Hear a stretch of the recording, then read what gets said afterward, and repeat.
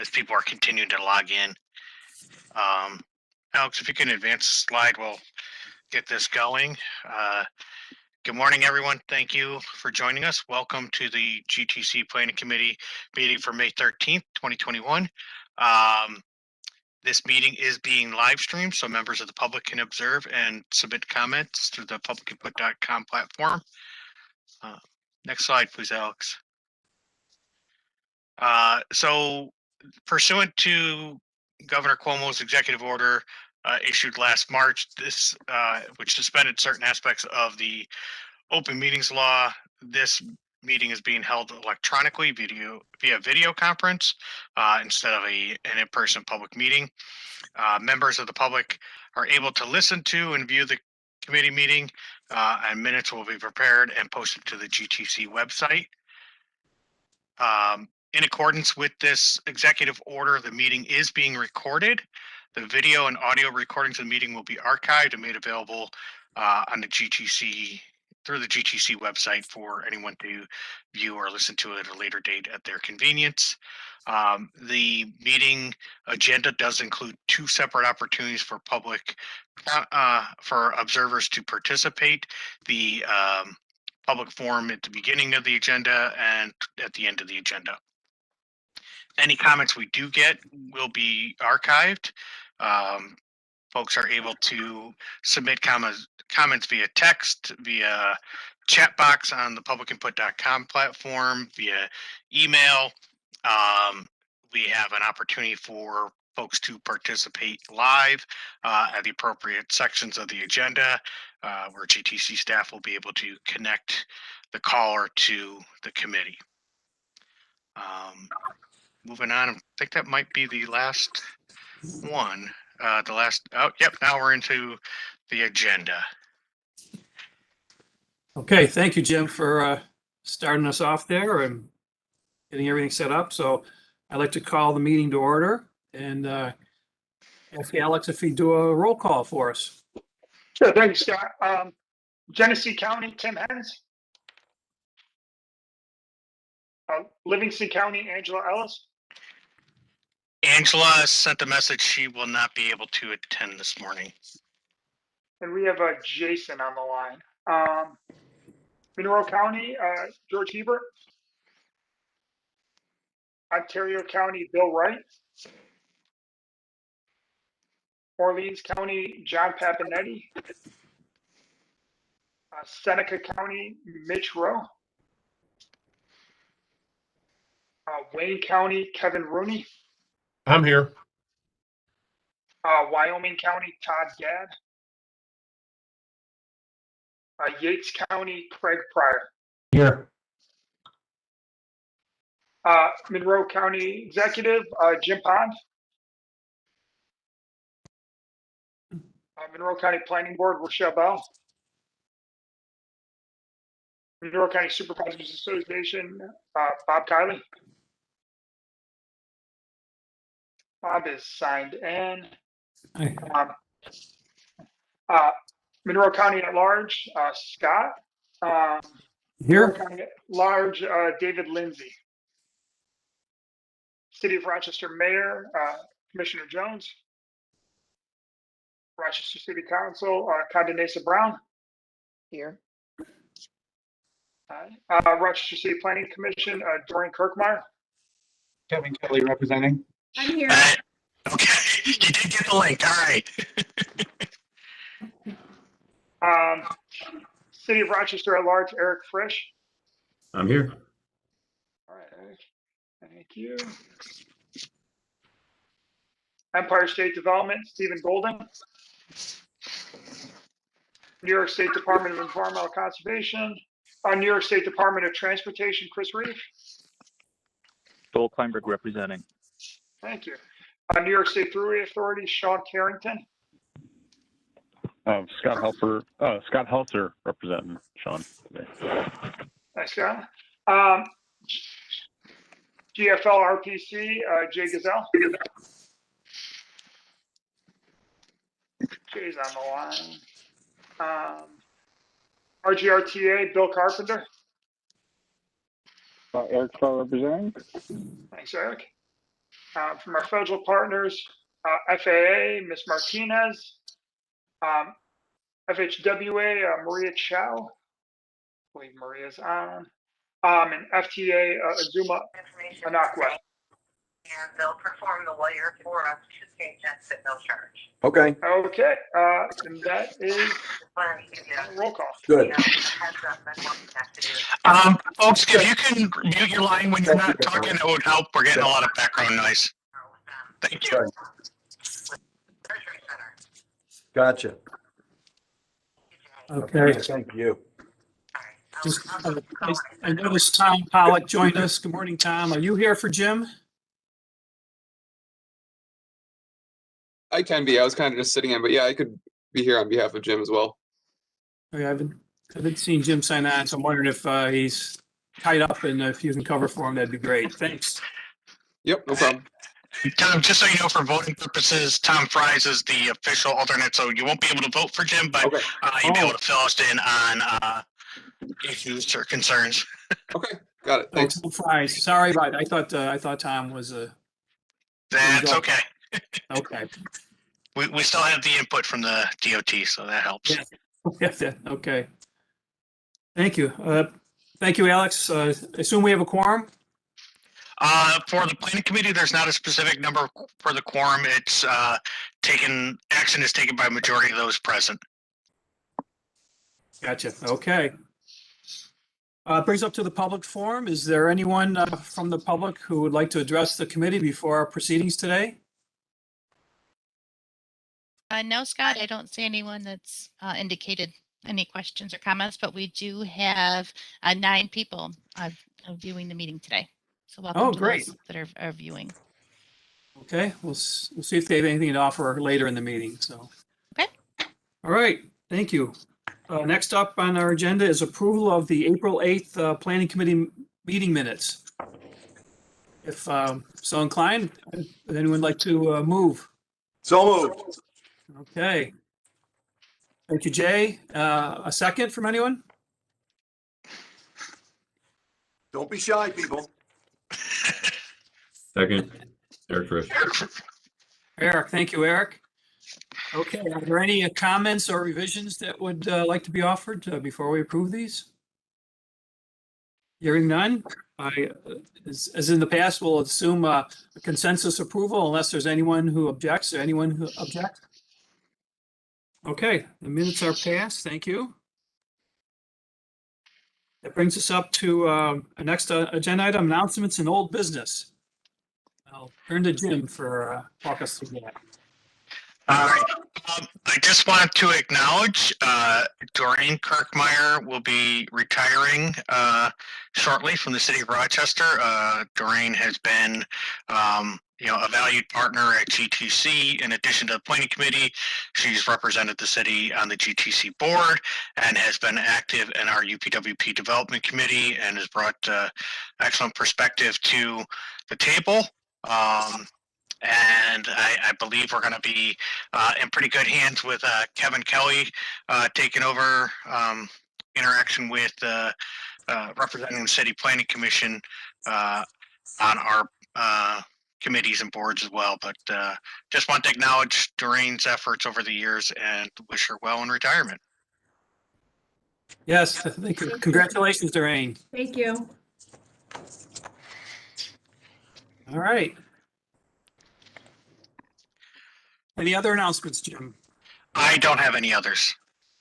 All right. Brings us up to our action items for this month. First up, we have a couple of unified planning work program items. First up is actions concerning consideration of approving project scopes of work. If it's acceptable to this group, as we have in the past, we would hear them all and then vote as one group, as a block. First one up is the en route charging feasibility study. Good morning, everybody. My name is Rusty Korth. I'm the VP of Maintenance at our GRTA.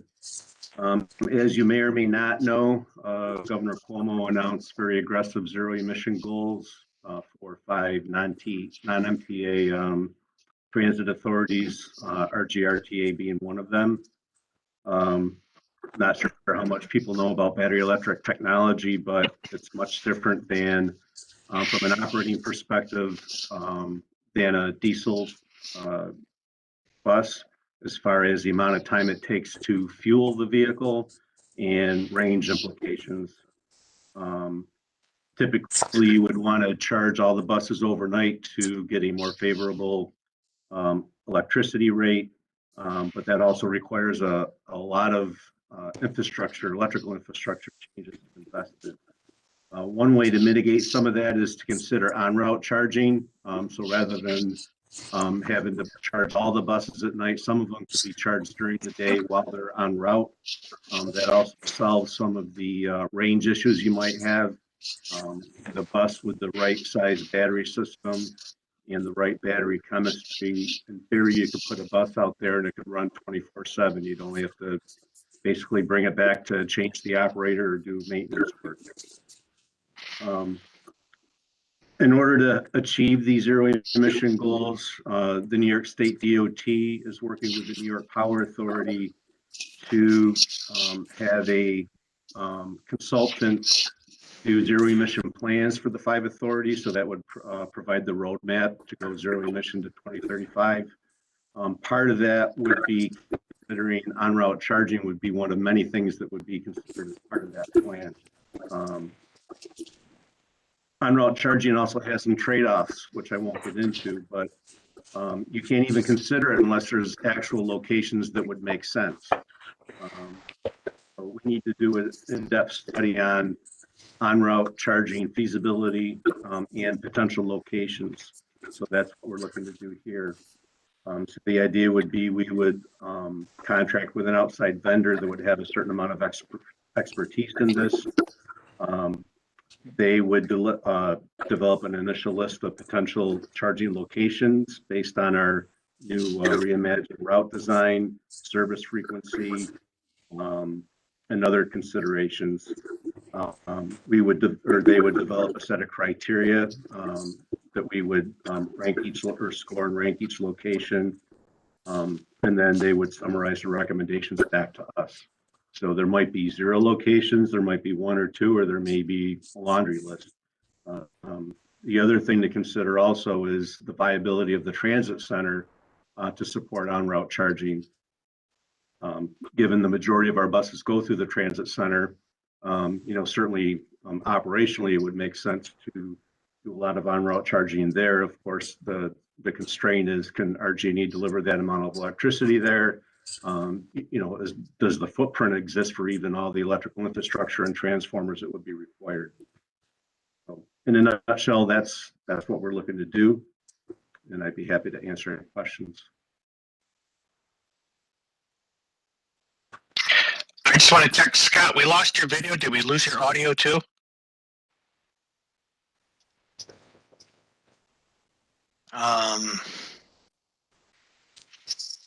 All right, so we have a bit of a dilemma here, folks, because our chairman is offline right now and our vice chairperson is not available for today's meeting. I think it might make sense for purposes of protocol doing some of what we've done in the past, where we've had a acting chairperson for the meeting. I know it's unexpected, but Kevin Rooney, you've done that in the past. Would you mind facilitating that? And I'll keep the activity going, but this way to formalize the motions and seconds. Holy cow! I drew the short straw. You have the experience with it, and then maybe Lori, if you can work on getting the phone number for dial in to Scott. Maybe his email is still up and running. Oh wait, his yellow triangle went away. Now it's back on. All right. So I will do my best to keep things moving along, Jim. Thank you, Kevin. Appreciate that. I guess as Rusty just said, are there anybody have any questions or about the en route charge and feasibility study? Rusty, does this presume that the fleet of vehicles itself is going to be transitioning over some kind of period of time and that the capabilities for that with the vehicles are going to keep increasing technologically as this time goes on? Yeah, we do assume that the, the battery energy density will continue to increase. The question is, will it increase at the rate that we need it to be able to have our buses do all the work that our current diesel buses can? So we have smaller, I'll say, pieces of work or blocks, as we call them, that certainly a battery electric bus can do. We have 10 in service right now that are, they're out there being very productive. Right. The challenge becomes the cold weather. It basically cuts the range in half because you can use as much or more kilowatt hours to heat the bus as compared to moving it. That's really the bigger challenge. But again, the 2035 goal is the biggest challenge, because that basically means that because it's a 12-year life of the diesel bus has a 12-year expected life. Okay. We're required by the FTA. That means we really can't buy a diesel bus after 2024 in order to achieve that 2035 goal. So onboard charging can help. We may even need to consider hydrogen fuel cell as another means of achieving that zero emission goal. And Jay, Rusty alluded to some aggressive goals that the governor set, but basically the governor has set it's a goal or requirement of 100% zero emissions fleet by 2035. Oh, no, that's what I understand. I'm just wondering if the technology and this sort of, shall we say, mandate are going to be recognized outside of our state in terms of what the manufacturers are going to do. I'm thinking we get Elon Musk a CDL and have him drive some of your buses just so he knows what he's dealing with as he's developed battery capacity.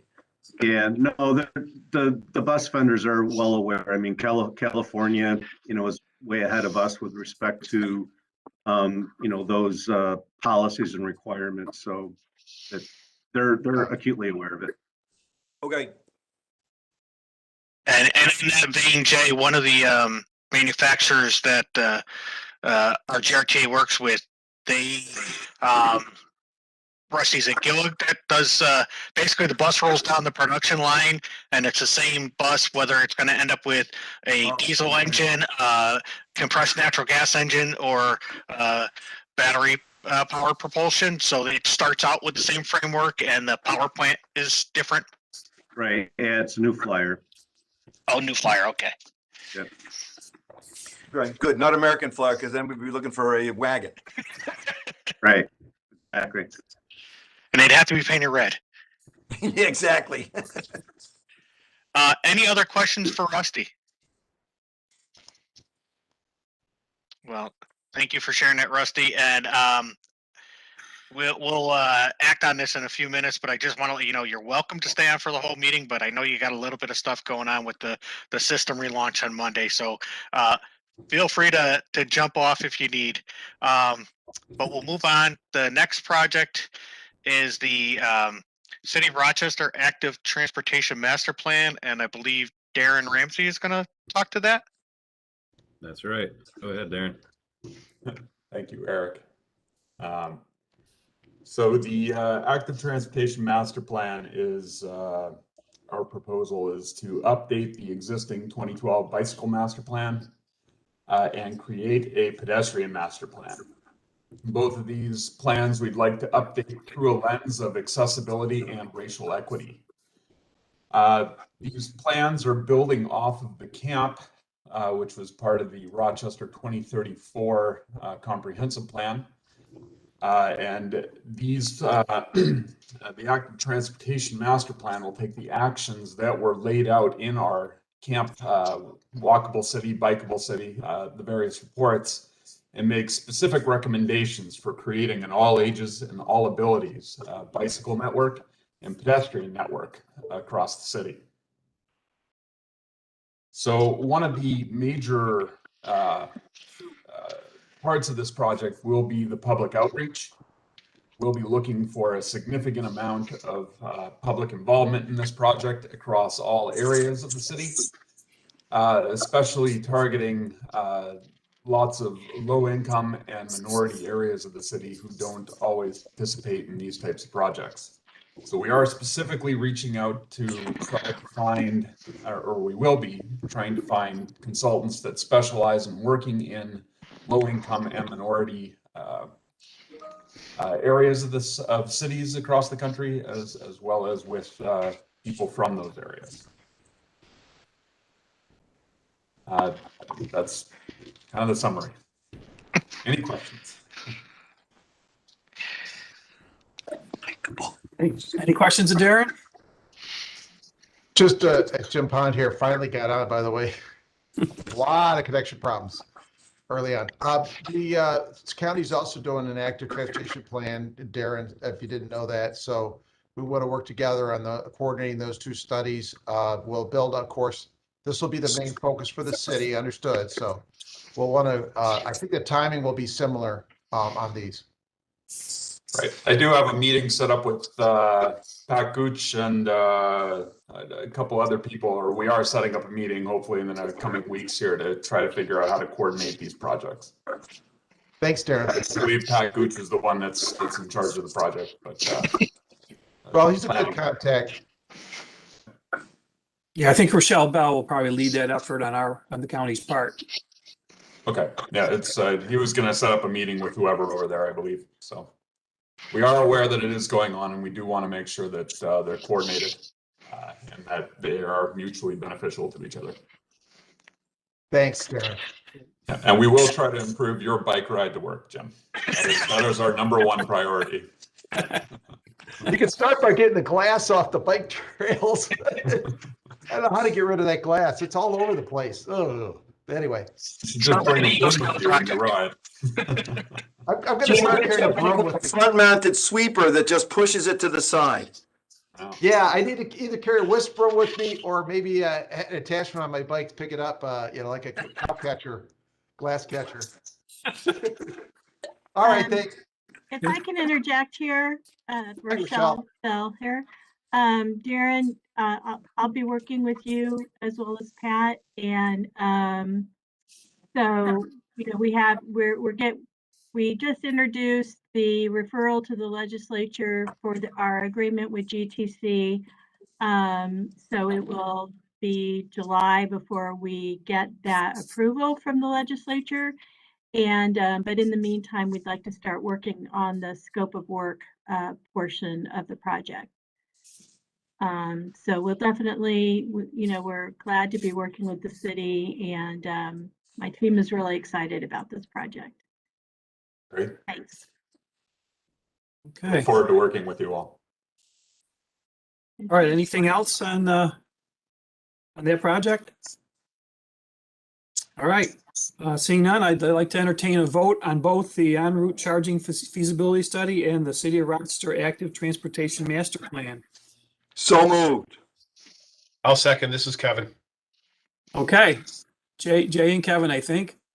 Yeah. All right. Good. So again, well, a consensus approval. If there's anyone opposed. Nope. Okay. These actions pass. So you are free to get to work. Next up would be recommendations to the board concerning accepting reports of evidence of UPWP tasks. Again, we'll adopt these as a group, these two. The first one up for discussion today is the Livingston County Downtown Wayfinding Master Plan. And Louise Wadsworth from Livingston County will be speaking to this one. Okay. Hi, everybody. I'm Louise Wadsworth. I'm with Livingston County Economic Development, and I'm the downtown coordinator for Livingston County. Thank you so much for this opportunity to review our completed downtown wayfinding master plan with you. We're so grateful for the funding that allowed us to do this project. So let's go to slide 1, the project objectives. Working with Bergman Consultants, Kimberly Baptiste and Ted Vidal allowed us to successfully complete this project and these objectives. They worked throughout the shutdowns and with limited ability to meet in person. We now have an incredibly thorough plan that meets all of these objectives. So the next slide is the study area, I believe. That was the whole county, and with a specific focus on the 9 villages, and routing to the villages and to the assets in the area. So the next slide shows community engagement. As you can see, we had 4 steering committee meetings. They were very well attended.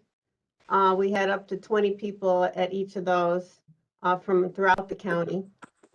We had a project website that was available at all times during the study. We had 2 online surveys that were very well received and completed. We had 4 public meetings. We struggled a little bit with this, but we did have some meetings in the communities at farmers markets.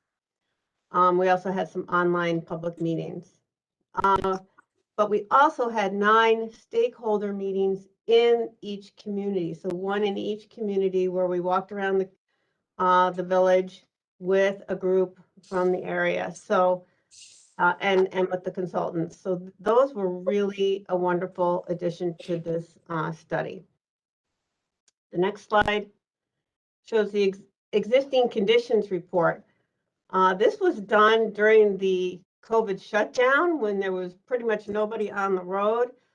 They used GPS phone technology to compile this report, which is extremely thorough and helped with figuring out the rest of the plan. So that was a really great resource to have. The next slide. Bergman developed a sign hierarchy, as you see pictured there. We worked also with alleyway marketing during the time of this project to develop branding. So that was a study that was going on at the same time. And that branding was incorporated into the signage that was designed. So the next slide. Bergman developed estimated costs for all the different kinds of signage that was developed. And this is going to be very helpful as we go forward. I'll talk a little bit about that in a minute. Okay, so streets. Bergman also developed streetscape guidelines. So you change my order here. Sorry, Louise, we just had, in the interest of saving a few slides, we cut out the ones that had the all the map across the whole county. But if you want to talk about those, sorry about that. Yeah, Bergman developed detailed plan for each downtown. They did vehicular plans as well as pedestrian signage for each downtown. And then they also did a countywide map that pointed the wayfinding points to the downtowns and to our major assets. So those were the other maps that were developed that we'll be using. They also, in this plan, develop streetscape guidelines. This includes a tree plan, amenities, street crossing recommendations, parking solutions, and alleyscape activation. So I think we have another slide that shows the next slide. So this is an example of one of the plans they did with the streetscape. So it's very detailed, takes into account traffic patterns and pedestrian movement, takes into account previous planning that was done. And then also Ted developed, pictures of the types of trees and why you would use them and how you plant them. He gave examples of bike racks and benches and things like that. And this is all really helpful because we here in Livingston County have a funding source for our villages to apply for 50-50 grant funding for anything to do with streetscape, anything to do with that first impression as you come into the village. So banners, benches, even plantings, we can help fund that. So this plan will be very helpful as we move forward. We're really pleased with the quality and depth of this study. And we're already in the process of securing funding for some of the signage recommendations. This report will be an incredibly important resource for each of our villages, as well as the county itself as we move forward. We plan to have a public meeting to roll out the study in detail to all of our partners as soon as a large in-person meeting is possible. So once again, thank you for the funding that made this project possible. We now have the tools we need to move forward with creating a more complete wayfinding system throughout Livingston County. And we're very excited to use this plan. We're already talking about things that we can do in the immediate future. And I'm sure a lot of this stuff will be way down the road, but we have a plan to get started.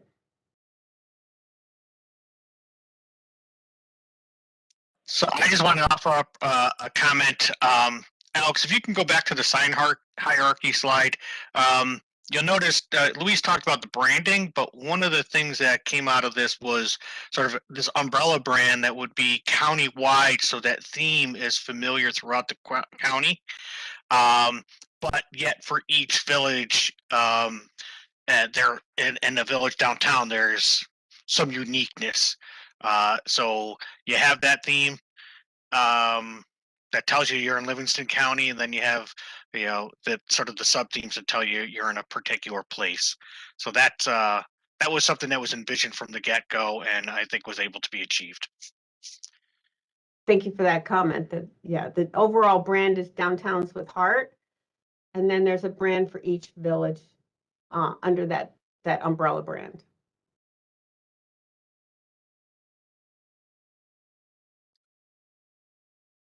Scott, you're muted. You are correct. Thank you, Jim. Any questions or comments of Louise on her presentation? All right, great. Thank you, Louise. Very nice job. Thank you. We're very, very pleased with this report. Cool.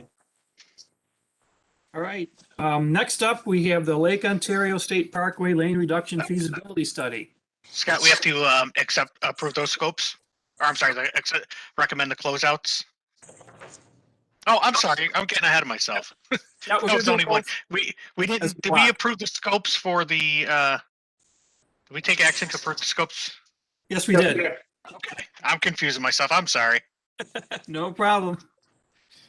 We got to get back in person someday, right? It'll all work out there. So yeah, we heard. That's right, Eric. I will do Lake, and then we'll adopt those as a block. Yes. Sorry. No problem. Okay. So who's on board for this presentation for us? So we have Fred Frank from WSP will be talking about Lake Ontario State Parkway, and I don't know if Jim Bensley was going to try to join us. I don't know if he was able to be able to answer questions from the county perspective if needed. Is Fred with us? I'm here. Hey, Jim. Okay, good. Great. Thank you, Fred. All right. Well, good morning, everybody, and thanks for inviting me in to present the Lake Ontario State Parkway Transportation Feasibility Alternative Study. That's a mouthful. Alex, if you want to jump to that next slide. This study was steered by an advisory committee that was led by the GTC, New York State Department of Transportation, several Orleans County officials, representatives from the towns of Carlton and Kendall, the New York State Office of Parks, Recreation, and Historic Preservation. And we had six advisory committee meetings and 2 specific public meetings on this project. This group came together and really with the goal to identify a balanced and financially feasible alternative for the Lake Ontario State Parkway. And we're focused just on the portion in Orleans County from Lakeside Beach State Park to the Monroe-Orleans County state line for this project. This group came up with several objectives. Repurposing the roadway to reduce long-term maintenance costs was one of the high priorities of this. Continue to address vehicle demand along the corridor. Reconnect Orleans County to its waterfront, capitalize on the scenic views offered along this corridor, and then capture additional tourism and economic development potential. And throughout the course of this study, we had a number of outreach events. We had an online survey. We handed out surveys at some summer concerts. And like I said, we had a number of public meetings. So in total, we actually were able to reach about a little over 1,100 people, individuals who participated in the survey or some other form of outreach. So Alex, if you want to go to the next one, I'll present the 4 concepts that came out of this. And the advisory committee decided not to choose a specific concept, but to offer 4 concepts that could go for any kind of future funding, whatever stakeholders decide they want to do. But we're providing the information on these 4 concepts, whatever is advanced further. So the first concept 1 is to retain the Lake Ontario State Parkway as it is today. So you would retain 4 lanes of traffic from Lakeside Beach State Park all the way into Monroe County. There would be your state of good repair, maintenance on pavement and bridges. And we did a 30-year cost estimate. So we could look, what's not just the cost of doing this today, but in 30 years, what's our cost? We can compare all these different concepts. And you'll see a range of costs for these concepts. And a lot of that is due to just different pavement types or milling options that we can do. So you'll see a range. The range to keep the Lake Ontario State Parkway as is over 30 years is in the $44 to $65 million range. Concept 2, Alex, if you jump to that next one, concept 2 takes a look at closing Lake Ontario State Parkway kind of at Route 98. So that portion from 98 west into Lakeside State Beach Park, which is closed seasonally right now, would be permanently closed. We would remove both Oak Orchard bridges as well as both Lakeside Beach State Park bridges and that section of roadway that leads up to 98. So Lake Ontario State Parkway starts at 98, continues in Monroe County at this option. You would access Lakeside Beach State Park from Route 18. This concept also includes the replacement of the Route 18 bridge over Oak Orchard Creek, as well as about $500,000 for intersection enhancements at 98 and 18. The range of cost for this concept is about $37 to $56 million. There's just a close-up of the removal of some of that section.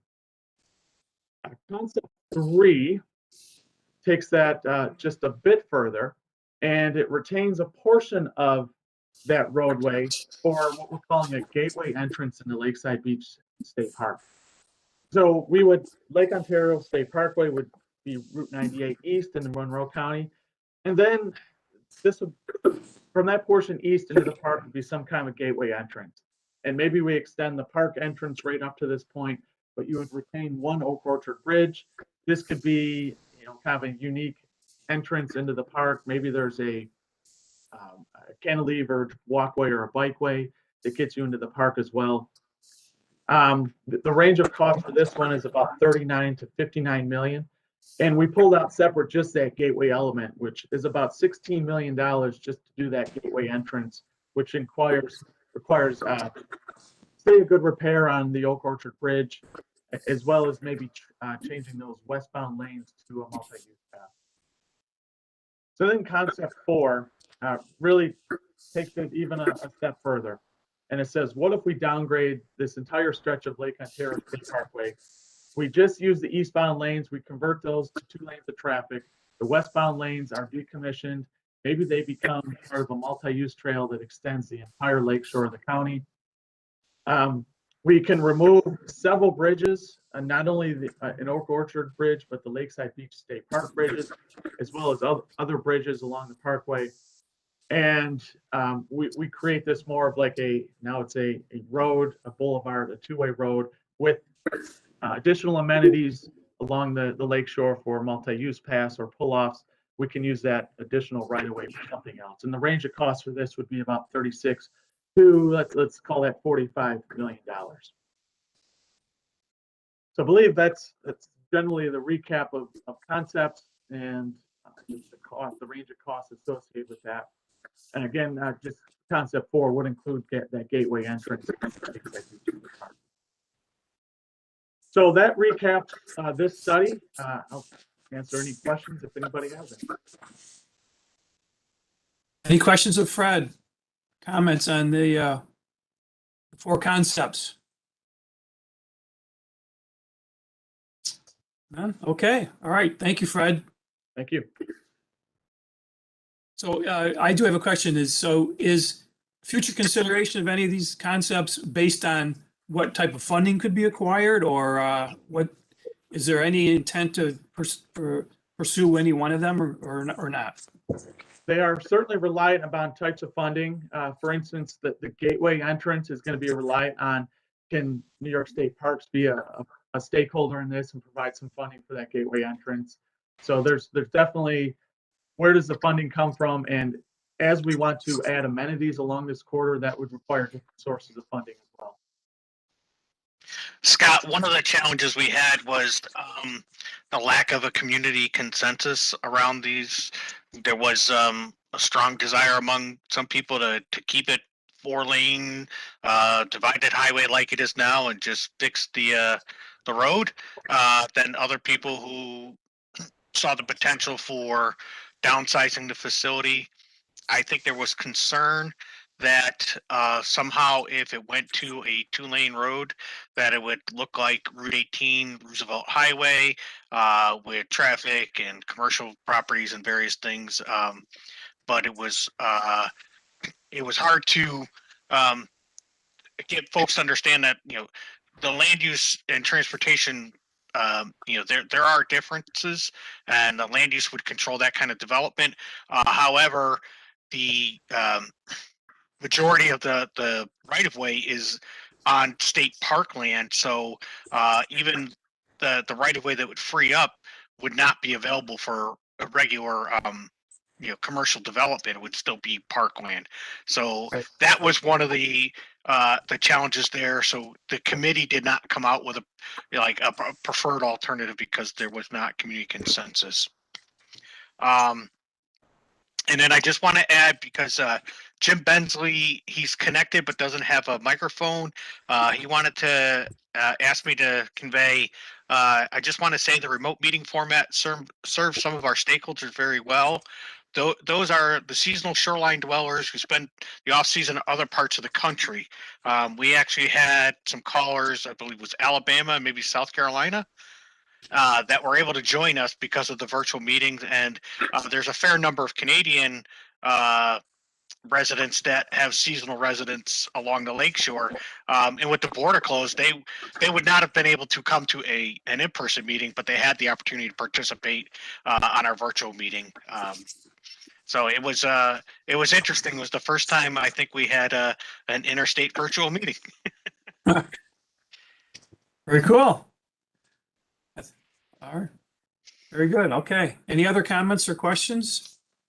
Fred, is there any sense of urgency do you think, particularly with the state's involvement and the I guess, is it the deteriorating status of the roadway now as to trying to pick a lane, literally or figuratively, and moving forward? There's definitely a push by the state to have is reduce the amount of maintenance costs here is really the direction. So whatever we were able to do here, that's why we presented even up to that concept 4, which is starting to remove a lot of the bridges and actual pavement, which you'll start to see a reduction. I thought one of the interesting things that came out of this was just the understanding that maintaining a bridge can cost, you know, up to $5 million or more over the course of this, but removing it is $1 million. So that might be a high upfront cost, but that's why we looked over the course of 30 years, because when you take maintenance and operation costs into effect, it's much higher over the course of 30 years than just a high upfront cost. Gotcha. Thank you. All right. Anything else? I would just add, you know, the condition we're seeing on Lake Ontario State Parkway just speaks to the lack of available revenue to invest in our infrastructure. There's a lot of discussion happening at the national level right now. I think there's a perception out there that more funding is dedicated to infrastructure than is reality, and among the general public, the distinction between dedicated taxes for transportation infrastructure and for other things. Most people don't understand the restrictions that might come on various fund sources, and that all taxes are not the same, and not all taxes are interchangeable. So, Well, even that motor fuel tax proposal had no infrastructure funding segment in it. It didn't seem like, unless I missed something that I was reading last week. So it's like, where do they think they're going with that as far as the state of New York is concerned? yeah, I trying to catch up on that story. I don't know, but even at the national, I mean, yesterday, some senior leadership with Congress met with President Biden and Vice President Harris, and came out of the meeting, and the initial reaction from Minority Leader McCarthy was, well, no, we won't entertain any new taxes, any tax increase. Well, the motor fuel tax hasn't been changed in nearly 30 years. It's difficult to keep up that revenue stream as vehicles grow more fuel efficient, as we convert to other types of vehicles, and our costs continue to increase just to maintain a state of good repair. Other countries, yes, particularly like China, they're eating our lunch with investments and infrastructure. So I'm hopeful that conversations in Washington will result in some additional funding, but who knows?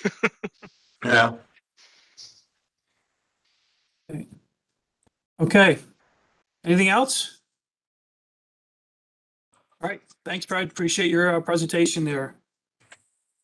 All right. So I'm looking for a motion to adopt these two. I'll make the So motion. moved. Scott.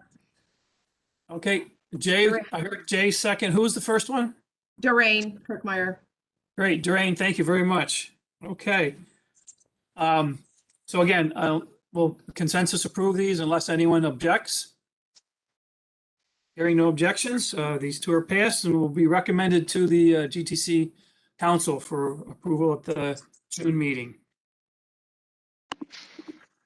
Thank you. All right, it brings us up to our next agenda item, and that would be recommendation to the board concerning amending the fiscal year 2021-2022 Unified Planning Work Program to reflect the contribution of actual fiscal year 2020-2021 rollover amount. This is an annual exercise we do to reconcile the two fiscal years, and I'll turn over to Jim to walk us through that. Great, thank you, Scott. So for those who haven't heard this in past years, the current UPWP, when it was adopted, we estimated rollover amounts from last year based on the expenditures through the second quarter. Given the timing of when we had to have drafts developed, we did not have our third quarter activities completed. Now that the accounting for the full fiscal year has been closed out, we can reconcile the budgets to show actual amounts expended. Table in the package, there was an exhibit 1 that listed the individual projects, their amount that was budgeted within the UPWP as adopted, followed by in essence the expenditures through the third and fourth quarter. In many instances, I think probably about 8 projects, they were fully expended. So the new balance in column C, the ones that are going to zero, those projects are complete. The other projects, the funding rolls over to allow those to continue to completion. During the last fiscal year, GTC staff expenses were significantly lower than budgeted. And while COVID did require some new expenses, we had savings on a lot of other expenses. We didn't have meetings as much. We weren't traveling as much. We didn't go to conferences. There was a lot of savings to be had, but on balance, the savings outweighed the expenditures. So the memo that I had sent out makes reference to a new healthcare contingency task. So one of the benefits we have of having RGRTA as our host agencies, we're able to participate in their large employer healthcare plan. Several years ago, RGRTA went to using a high deductible plan, but then also having a self-funded component with a stop loss coverage. So essentially, even though each employee has a high deductible, the organization as a whole has a high deductible before the insurance coverage kicks in, beyond things for preventive. I want to say preventive maintenance. I'm sorry, preventive healthcare. And you know, there are certain things that are covered no matter what, but then there's others less routine. But unfortunately, well, I should say that when GTC staff incurs these costs, we have to reflect that in our budget to cover our costs. Our budget is separate from the RGRTA and RTS budgets. But unfortunately, in less than 3 years, our staff and their families experienced 2 extraordinary medical events that really threw the budget for a loop. We had to absorb unplanned expenditures within the existing budget. With our expenses being down so low in 2020, the impact was it was easier to absorb. But by the same token, since we have so much rollover, I'm requesting that we establish a new task to put a portion of the savings in that core budget into a segregated task. This would allow basically a contingency that I hope we never have to use. But if we are faced with an extraordinary medical event, you know, something like requiring ICU care, I would be able to go to RGRTA, to the finance department, and either the director of accounting or the chief financial officer would have to agree that these expenses are extraordinary. So then we can tap this task. This would not take care of the routine month-to-month type stuff, only in extraordinary events. By holding it in the budget, you'll see the chart that it provided in the package shows it as a contractual. That's just for accounting purposes. If we put it in fringe now, we'd be generating a fringe rate on it and it would skew the results. But at such time, if we ever need to tap it, we can convert internally through accounting, convert it from a contractual expense to a fringe expense and get reimbursement from the feds, through New York State.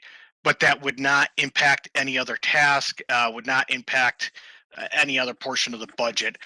So it seems like a prudent thing to do.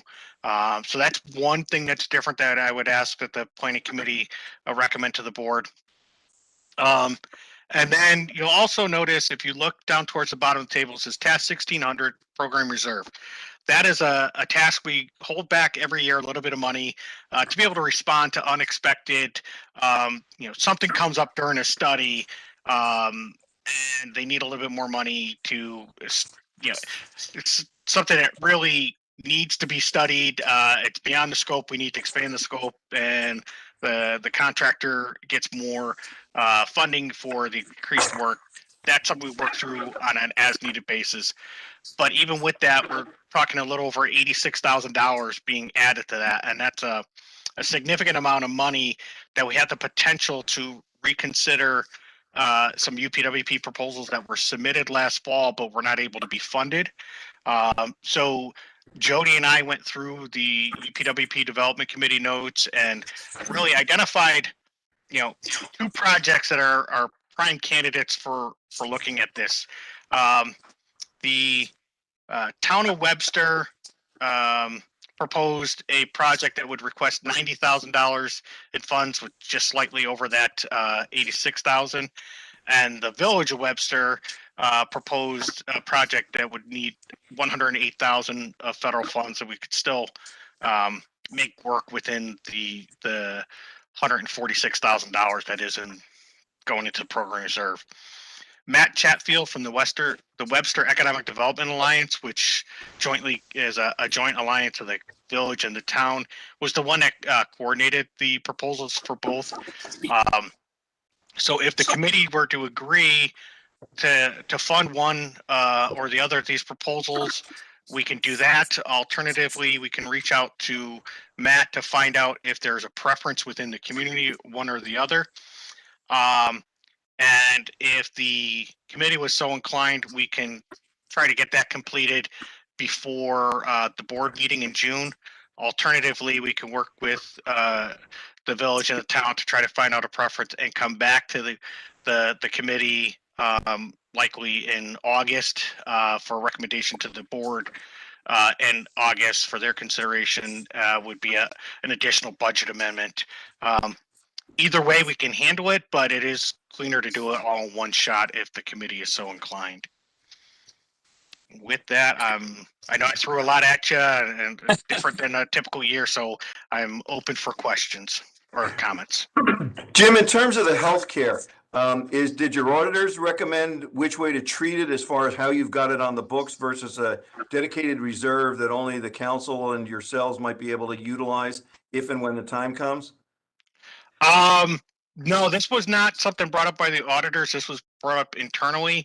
And the way we're structured, New York State dictates our categories of how we can program the funds. And we, as far as like an offline reserve, they don't really allow for that.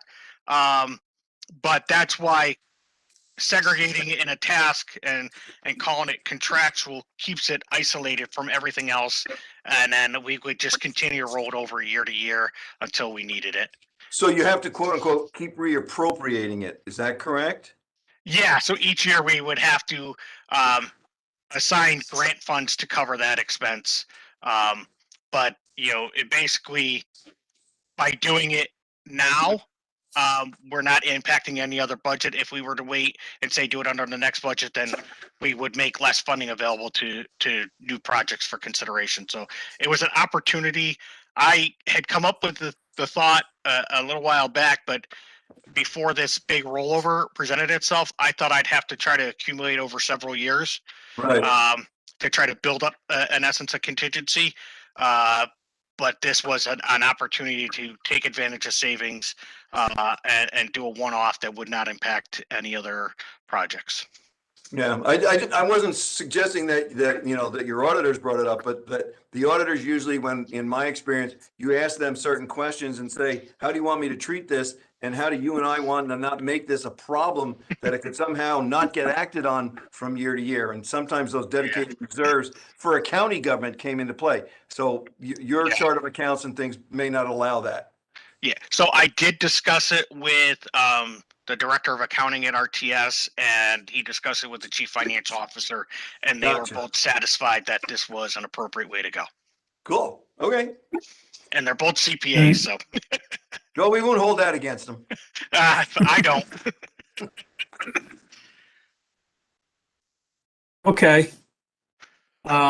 Anything else? And the question I have is, so the consideration to add 2 projects from the non-funded list, right? Well, we would only be able to afford one or the other. We could not afford both of them.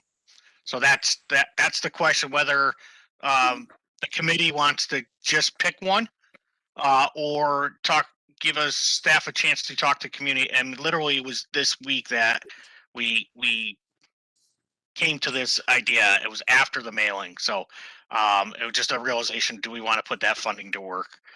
But I have not even had a chance to talk to Matt Chatfield about this since, was it Tuesday, I think, Jody, we came up with this?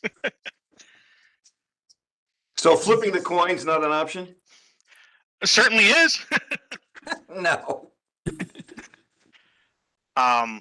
So that's something that's still to be pursued, and then if it's agreeable to this group, we'll have that have it resolved by the board meeting in June, right? Well, one option is for the planning committee to authorize the GTC staff to work with the community and find out their preference and go with that. The alternative would be to have probably Matt Chatfield come back in, say, August to sort of justify to the planning committee, and then the planning committee take an action. But then that would be an additional separate budget amendment. Okay. All right. So I guess it kind of depends what level of confidence folks have. I know Rochelle had to step off. Angela wasn't able to make it. Doreen looks like she's still on the call. She was part of the UPWP development committee, and one of the projects was to look at, they called the North End Business District. So basically at the Xerox campus, the westernmost piece of the campus that the village is already working with Xerox to convert some private roads to public roads and working towards making that happen. And then the area immediately to the west of that, how can they look at transportation and both vehicle and non-vehicle to enhance that area for economic development purposes where there's already existing infrastructure for water, sewer, transportation. And then that was the one that would need about $108,000. The other one was looking at the West Webster Hamlet. Basically, I think it's Old Ridge Road and Gravel Road on the curve where Empire Boulevard turns into Ridge Road. There is a small little pocket there that at some point was a little bit more vibrant business community than it is. Small, dense, a hamlet. And but how can access management and improved bicycle and pedestrian access through there potentially improve that? This was one that was still seen as a positive, and Monroe County was willing to look at the active transportation aspects of it through the countywide active transportation plan, have that like one of the focus areas, but a separate study focus on the hamlet would allow for more in-depth.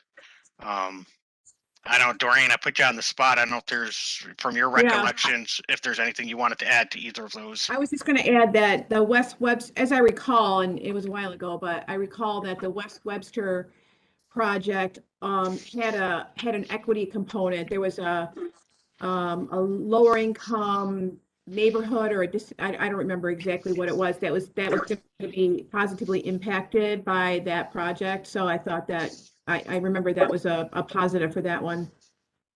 Yeah, thank you. I forgot about that. Yeah, so a pocket of lower income within relative to the rest of the community. Okay, good. Jim, Thanks. this is Joel. Are you able to hear me? Yes. Yes. Okay, excellent. I was muted or something earlier. In addition to the community's prioritization, is there a way to reach out to the UPWP Development Committee to get their input as to whether one or the other project would be better? And in addition, I don't know, were there other projects that, I understand you're trying to match a budget, but was there a higher priority project that maybe we want to get started? The other projects that were basically potentially in the running, Ontario County Public Works had submitted for some funding to reimburse staff for traffic counts or reimburse their internal counts, but the county had indicated that the freight corridor project was a much higher priority for them. We had a project from town of Batavia that the UDC didn't think was appropriate use of the funds because it was looking to create new roads and new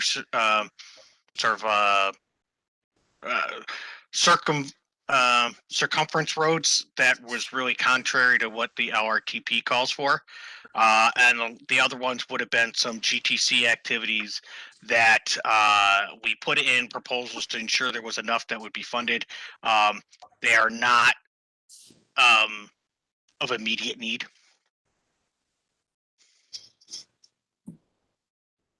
But I think to Joel's point, weighing in, having the UDC perhaps have some different conversation or some conversation on this might be the more prudent way to go, and hold off on doing anything with the additional revenue.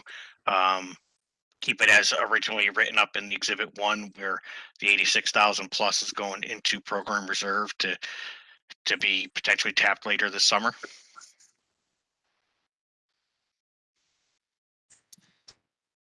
Okay.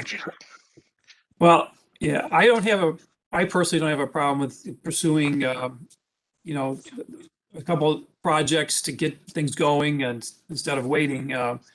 But I would like the, consensus of the planning committee. That way we can get things started sooner than later. Sounds like there's a couple good candidates in the wings that you just want to confirm. Maybe the UDC can play a role in that as well. But does that sound good to the group? This is Joel again. Can we Yes. approve sort of contingent upon a UDC recommendation between one project or the other? I mean, otherwise it really is flipping a coin. Understanding the community has input. I would personally prefer to hear from our UDC committee.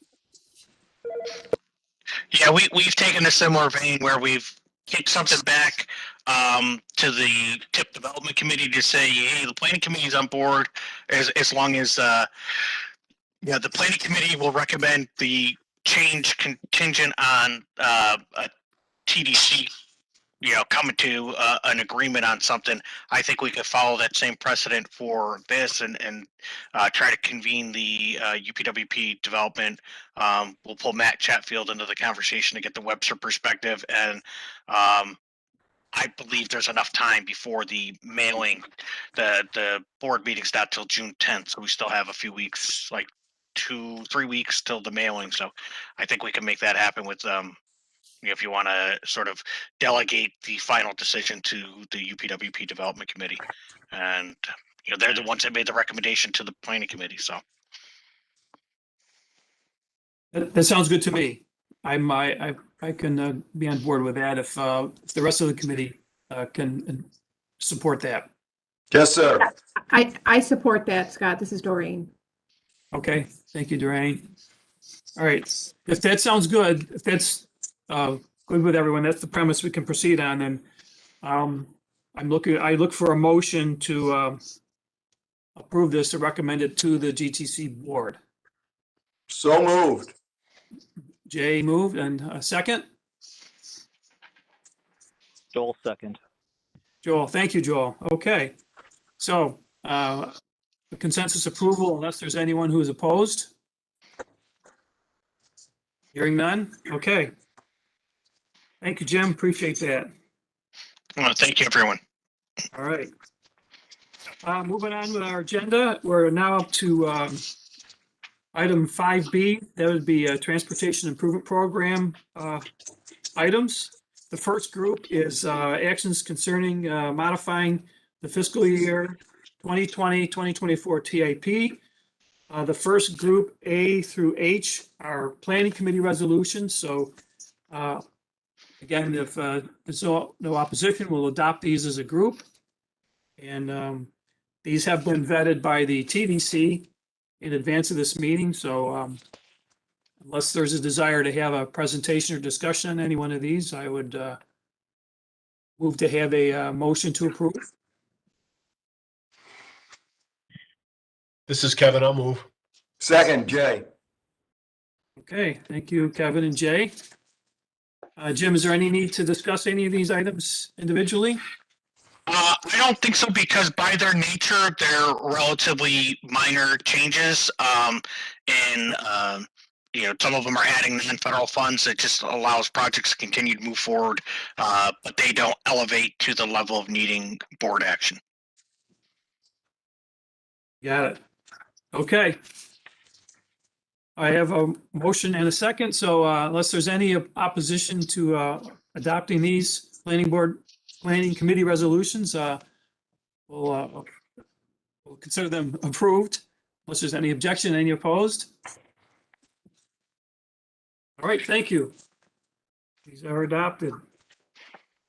Next group are recommendations to the GTC board, amending the fiscal year 2020-2024 TIP. Again, these items have been vetted by the TDC. Unless there's any desire to have any one of these explained or described in a little more detail. Scott, I just want to point out that we have a new one that will go at the end of the list. So it's not on the agenda. The agenda goes 21-24 through 21-46. But the new project Route 390, I think we should raise it with the group because we were not able to get sufficient reaction from the TIP Development Committee for them to have a recommendation. So, but it makes sense to have a presentation on that and then consider all of them at once. Very good. Okay. I don't know who's better to speak to this, Alex or Joel, but This is Joel. I'll assume this is my my gig. yeah, 390 from Lexington to 104. Yes. Take it away, So Joel. there's an existing project on the tip already that is funded using planning target funds. That is to address the highway needs, the pavement needs that's existing. What this change would do would be to allow the DOT to also address 6 structures. They're parallel, so it's 3 locations, 6 bridges, Route 390 over Latona, Wayland, and Lexington. These structures have really been a very long-term concern for the DOT, and we've been in communication with NYSDOT main office for quite a number of years. And based on the existing highway project, we were able to leverage some main office money with the idea that, again, work zone traffic control and other efficiencies can be realized by delivering both the pavement and the structures together. So these would be new funds to the region. These would not impact our planning target funds and would simply allow the DOT to get more accomplishment in a section of roadway that we were already working on. It will, however, extend. This was, I think, envisioned to be a 1-year construction project, and now it will extend certainly into 2 and possibly even into longer than that. So any questions there? Any questions of Joel? Oh, I guess not. Okay. Thanks, Joel, for walking us through that. So this would be added to the list of TIP amendments recommended to the board. It'd be item X on the list there. So if I could have a motion to approve. So moved. That's Jay again. Yes, sir. Second. Second. Is that Eric? Yep. Thank you, Eric. Appreciate it. All right. Unless there's any opposed, we'll adopt these and recommend them to the board. Any objections? All right. Thank you, everyone.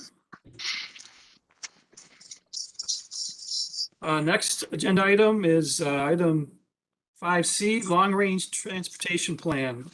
We have a recommendation to the board concerning adopting the long-range transportation plan for the Genesee Finger Lakes region 2045. And Jody is going to speak to this. Thanks, Jim. Thanks, Scott. Okay. So the draft LRTP 2045 was completed and posted for a final 30-day public review from April 12th through May 11th. Again, GTC utilized the publicinput.com platform to conduct our outreach. Since the initial May 6th mailing to the Planning Committee, GTC received additional public comments by the deadline. These new public comments and GTC staff responses were presented to you via the transmittal memo that was sent out yesterday evening. We will also be discussing these comments in further detail today. During the public review period, GTC staff took the opportunity to QA/QC the report. We've been making editorial corrections and adding clarifying statements where we felt they were necessary. The companion document to the LRTP, the National Performance Measures Report, will be further discussed as part of agenda item 5D1. Additionally, appendixes are forthcoming. So we typically, for the long range plan, we have an appendix that encompasses all the public comments that we received. So this appendix, we're calling it Appendix A. It will include all the public comments from all 3 rounds of public engagement and even comments we got outside of the engagement periods. And again, the GTC board is set to adopt the final plan in June. Next slide, Alex. So you may have noticed in your mailing that got sent out yesterday afternoon, that the Department of Transportation, NISDOT main office, sent in extensive comments regarding the plan. They sent these comments at the close of business on Tuesday, May 11th. So again, within that deadline, but we didn't have a lot of time to kind of react to them. We're still reviewing the comments internally. I think overall, NISDOT was very positive about the plan's new look and feel, noting that it was easy to read, which was a big goal of GTC staff as we developed this new plan.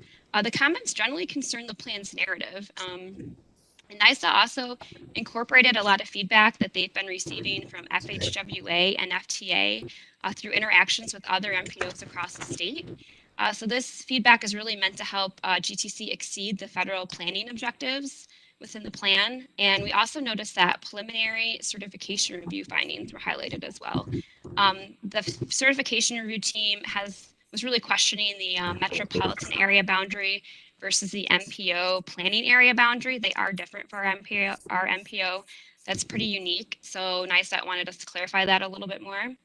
There's also an increased emphasis on establishing relationships with the Tonawanda Band of Senecas, which is located in Genesee County.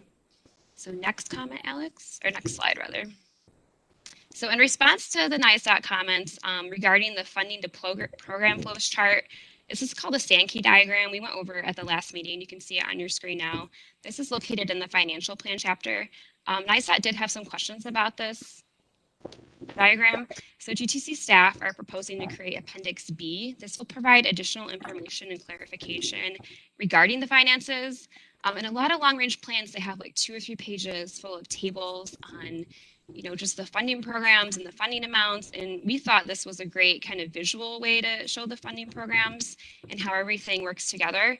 But NISDOT has asked for clarity. So as part of our internal edit that we did ahead of the comments, we did add headings on each column, and we've also made edits to the color bands.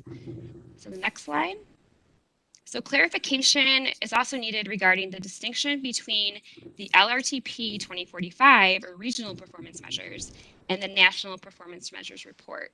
So we have our own internal performance measures in addition to the national federally mandated measures. This change is just going to require that we edit the narrative in the evaluating progress chapter. I think it's really important to note that NISDOT main office did not provide us any comments on the plan's recommendations. So I'm going to take that as a great thing. Therefore, it is anticipated that only clarification, again, regarding the plan's narrative is going to be needed. So therefore, GTC staff are proposing just to work with NISDOT main office to address their comments ahead of the board meeting mailing. The alternative would be that we update the LRTP based on the comments and then bring it back to the planning committee for a separate meeting. And I'm just going to ask Jim if he has any additional thoughts on the NISDOT comments and ask members if they have any questions and feedback regarding our proposal just to work with NISDOT. Yeah. Alex, could you go back to the Sankey diagram quickly? So one of the things we talked about is, if we create this appendix, we did really think that this graphic put a lot of information in one spot. So we wanted to keep that in the body of the plan. But the appendix, we have the opportunity to perhaps break this out and say focus on the federal revenue path versus the state path versus the local path. We also have the opportunity to create the same information in tabular form that folks that are used to that might be a little more familiar with. I think when you first look at this, it's overwhelming to see like all the different lines and the pieces. But if you start to follow it section by section, it conveys a lot of information elegantly, if I could use the engineering definition of elegant.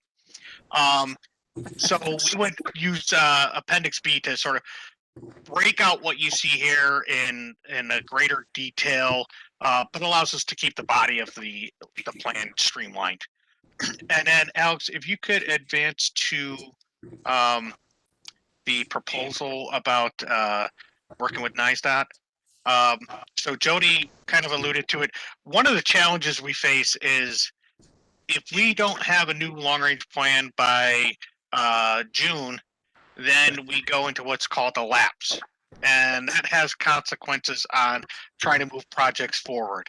So the proposal from staff is allow us to work with NISDOT just to tweak some of the narrative, to clarify statements, and some of it just be conversation with them to say, hey, this is what we meant. Are you not reading it that way? I don't expect radical changes. Again, no changes to any of the recommendations. The alternative would be that we've got to work through with NISDOT, come back to basically have a special meeting of the planning committee to consider this prior to the board taking action. Because if we don't adopt it in June, the next opportunity is August, and that could impact the ability to move some projects forward, some capital projects, trying to obligate phases and the like. I realize this kind of puts the committee in a bit of a spot, but we were hoping to provide assurances that, again, nothing has happened to the recommendations. It's only some of the narrative to provide clarity to the reader. So all this is Joel from DOT. I was provided the main office comments and I commented on the comments, so to speak. I want to echo what Jody said. The main office was actually very enthusiastic about the plan. They thought it was by and large excellent. And I think, again, a lot of the recommendations were comparatively minor. So for what it's worth, I do support enabling DOT main office and GTC to work together and not having to come back. So Okay. I would make the motion then if you need one for that to happen. Second. Okay, thank you. Thank you, Duran. Who's second, Jay? Jay. Okay. Very good then. It was a great report, Jody, good summary, and Jim, thanks for the supporting clarification there. So We still have more to get through, Scott, so. okay, all right, well, so Not we got quite the done motion, yet. got the motion in the second, so finish up and we'll move Okay, on. so I'll have Okay, Alex thanks. move on to the next slide. So additionally, we got other comments as well. These comments do change the recommendations, which, you know, it's really the crux of the plan. So we did want to go to the planning committee and just kind of let you know what staff thought and what we're proposing that we changed. So the following slides contain annotated public comments and the proposed revisions to the recommendations and other plan elements based on the comments that we received. You'll note on the slides that the original text is presented and the proposed revision is also presented. The revision or change is presented using red font that has been underlined. So this public comment, we got it from Enterprise. We actually reached out to them specifically during our engagement period. They noted that they wanted additional consideration given to van pools. I mean, it was sort of in the LRTP, but it wasn't very clear. So we decided to clearly call out that we support van pools within the recommendations as shown on the screen. This was also provided in the mailing. So this isn't new. So next slide, Alex.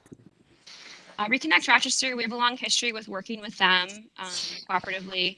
They also provided comments. The following slides are going to address their comments and our responses. As noted in the memo that was distributed yesterday evening, they called for some changes to the transportation systems needs section and the reducing energy usage and greenhouse gas emissions, as well as supporting travel and tourism. So we've updated both of these transportation system needs based on their feedback, and that's, you can see further detail in the memo that's provided. Regarding, next slide, Alex. Regarding the system management and maintenance recommendations, Reconnect Rochester noted that we really talked about reducing delay as a common theme.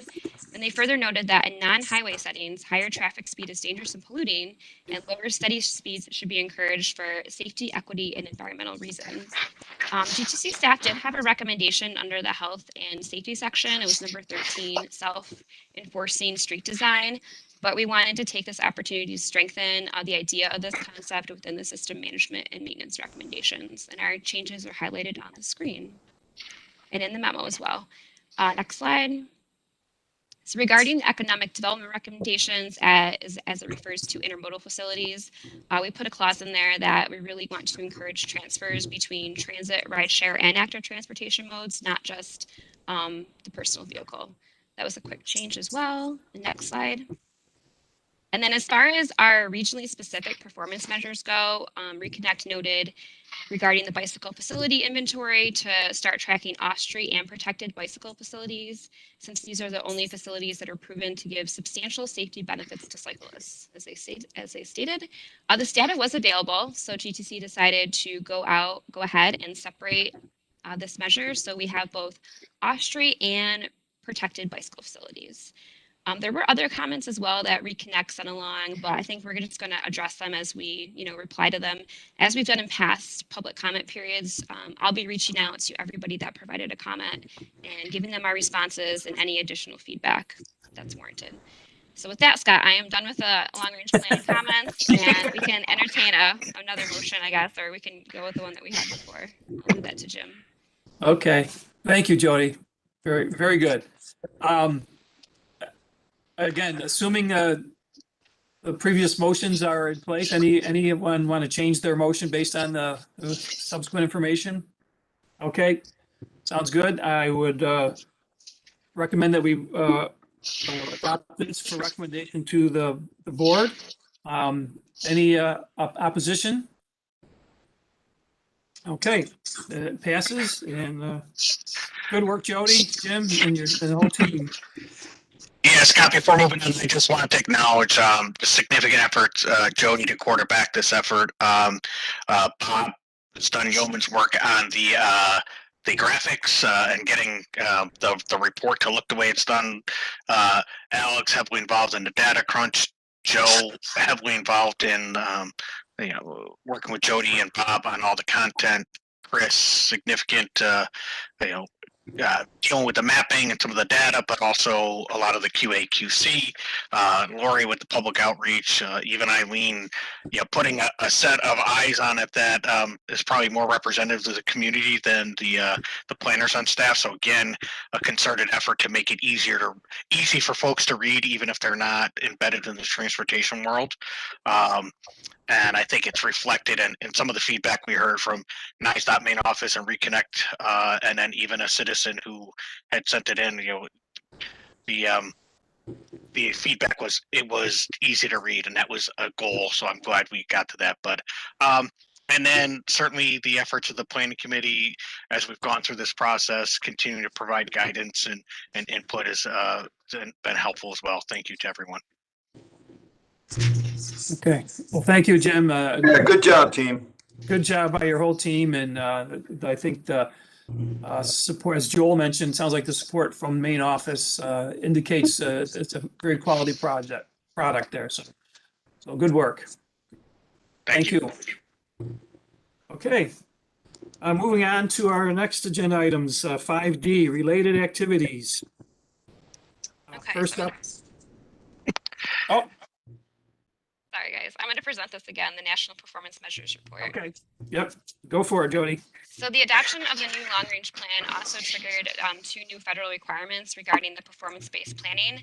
So the LRTP must include a system performance report that describes the condition and the performance of the transportation system with respect to required performance targets. In order to meet this reporting requirement, the standalone National Performance Measures Report is incorporated by reference into the LRTP as a companion document. So as part of the update to this report, GTC staff have included 2 new sections under each performance measure category. So there's performance measures like for safety, pavement, bridge. So under each category, we have the ongoing progress, which is a description of progress in regards to how the MPO and our partner agencies are working towards the achievement of the targets. And then we also added a category in there called LRTP 2045 alignment. So this describes how the LRTP supports the achievement of these targets. And we called out specific recommendations in this section. So next slide, Alex. We also made a few other changes to the report, basically just updating some data points. Our GRTA submitted new baseline data to the National Transit Database. So we updated the transit asset categories based on that submission. The New York State Department of Transportation resubmitted their mid-performance period progress report. This also updated the baseline figures for the pavement, bridge, and system performance targets. And we've since received confirmation that we're not subject to the CMAQ targets since we meet all air quality standards. Therefore, you'll notice that we removed these targets from the report. And I just want to be clear because it's kind of confusing. The previous agreed upon performance measures and targets have not been updated. Only the baseline data has changed. The safety targets are updated annually. We're expecting that NISDOT will be resetting these targets or relooking at them in the fall. And then updated safety targets will be brought back to the planning committee for their review and then to the board in December. And additionally, there is a requirement for RGRTA to set transit safety measures. Right now, they have not been set, and these are due in July. So we will be coming back to this quite often to update it, and having this report separate from the long range plan helps us fulfill our federal obligation to have a system performance report for the federally mandated performance measures, but it also allows GTC to continuously update these targets since they are changing on an annual basis without having to amend the long range plan. If this were fully incorporated into the long range plan, every time we updated a target, we'd have to open up the plan again. So that's why we've chosen to keep it separate. So I'll answer any questions if anyone has any. Okay, any questions of Jody? All right, seeing none, can I have a motion to approve? So moved. Jay, busy day today, huh, Jay? A I second? earned my keep finally. I never got to vote in 47 years, Scott. So, you know, what the heck? A lot of making up to do. Second from anyone? Joel, second. Thank you, Joel. Appreciate it. Okay. Again, if by consensus, we'll recommend this to the board. If there's anyone opposed. Seeing none, okay, that passes and it'll go to the board at their June meeting. Next up is recommendation to the board concerning adopting the transportation conformity statement, long-range transportation plan for the Genesee Finger Lakes region 2045 and the 2020-2024 transportation improvement program. Thank you, Scott. The conformity statement was released for 30-day public comment concurrent with the long-range plan. And this notice provided the public that an update on how we are in non-conformity status for the 1997 standard. Also, since we previously presented this item last month, we have received concurrence from the interagency consultation group with NISDOT, FHWA, FTA, New York State Department of Environmental Conservation, and US EPA, kind of the two partner sectors working together on transportation conformity. So after board approval, if approved, we will submit this to FHWA and FTA for the final conformity determination. Just a quick recap on some of the requirements. You have to include the latest planning assumptions, interagency consultation, which I mentioned. The fact that all the projects we have in both the plan and the TIP are maintained within fiscal constraint and reasonable financial assumptions. And if we do have any regionally significant projects, those are noted. And also just want to highlight this chart too, and we'll probably update this again after the summer, but just remind everyone that we are currently in attainment, as you can see here on the red line, for the current ozone standard. And in 2020, the 70 parts per billion was extended for another 3-4 years. So just to kind of, just want to differentiate where the 97 standard issue but where our current ozone particulate levels are at. And for the 30-day public review, just want to note that no comments were received on this document. It's very much a compliance document resulting from a California lawsuit, but we're happy to, follow all the procedures and consultation with the ICG. If anyone has any questions, I'm happy to answer them. Okay, any questions of Alex? Alex, does the red line move a lot typically, so to speak, as far as versus the 97 attainment areas? Non-attainment area, I'm sorry. The red line The rulemaking happens about every 4 or 5 years. Okay, Don't quote me on that. So I think, so yeah, in 2020, the rule at the end of the previous administration was just extended for another few years at 70 parts per billion. So, okay, um, so we'll be looking at a 70 parts per billion threshold. And these dots each represent the two monitors, okay. one by 490, 590, one out in Wayne County and Williamson. These are the fourth highest readings for each year. Okay. Thank you. And Jay, the rulemaking, as contentious as this is, we have the rulemaking every few years, but then the lawsuits that extend things out for many more years. So Understood. It's just, I know in my other existence, us being a non-attainment area always seemed to be a consistent detriment that we didn't seem to be able to get away from. yeah, and it was interesting then, we had that one reading that put us into that years ago. Yeah. And then as you can see by the green and yellow lines at the 3-year averages, we're doing fine, and even as the standards tightened, we continue to come in under those. So we would have been non-attainment if not for this Southeast air quality that reverted to the 1997 ozone standard. So we are in what's called an orphan area, and I think it might be 10 orphan areas in the country, and New York State had 6 of them, where basically they don't meet the 1990, or they were non-attainment of the 1990 standard, but do meet the 2008 standard. And because the data collected way back when, yeah, even though our emissions are better now, the data when the 97 standard got reverted back to, the old data that we can't change still keeps us there. No practical effect except that we have to pull this compliance document together. No impact on any ability to conduct any transportation projects that we've seen. So. Gotcha. Okay, thank you. All right, thanks. Any other questions? Okay, seeing none, could I have a motion to So recommend this to the moved. Keep my board? record clear. Thanks, Jay. Second. A second. Eric, say you? Yep. Okay. All right, and unless there's any objection, we'll recommend this to the board for adoption at the board meeting in June. Seeing no opposition, this item is passed. Thank you. Next up is recommendation to the board concerning changing the functional classification of Dunbar Road in the town of Attica, Wyoming County. Thanks, Scott. Previously, back in February, we had brought to the committee some changes regarding a portion of Exchange Street, County Road 31, extending the functional classification to rural major collector, making it thus eligible for federal aid.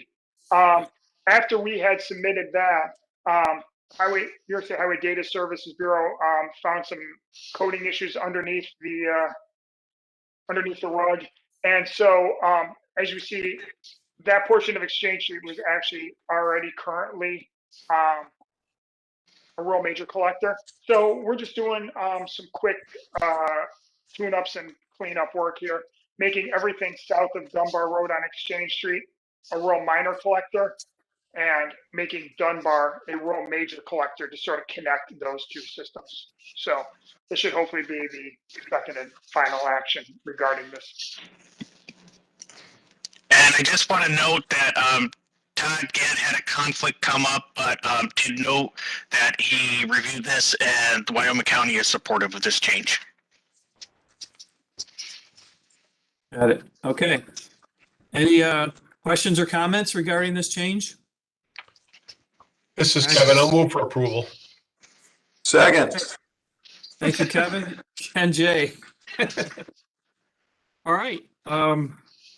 We'll recommend this to the board unless there's any opposed. Any opposed? Okay. It'll go to the board at their June meeting. Thank you.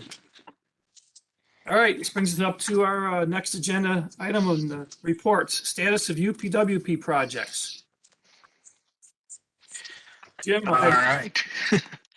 Yeah, so Alex, if you can advance the slide. So, consistent with what we started doing a couple months ago, what was included in the meeting package was the report that was given by GTC and agencies at the last meeting. What you see on the screen is our updates that I will tell you ours, and we'll be able to fill in other agencies when we get to them.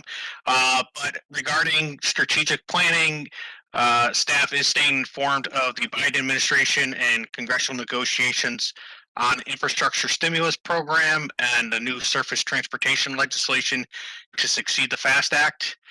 As I alluded to last month, there's member designated projects, what used to be called earmarks.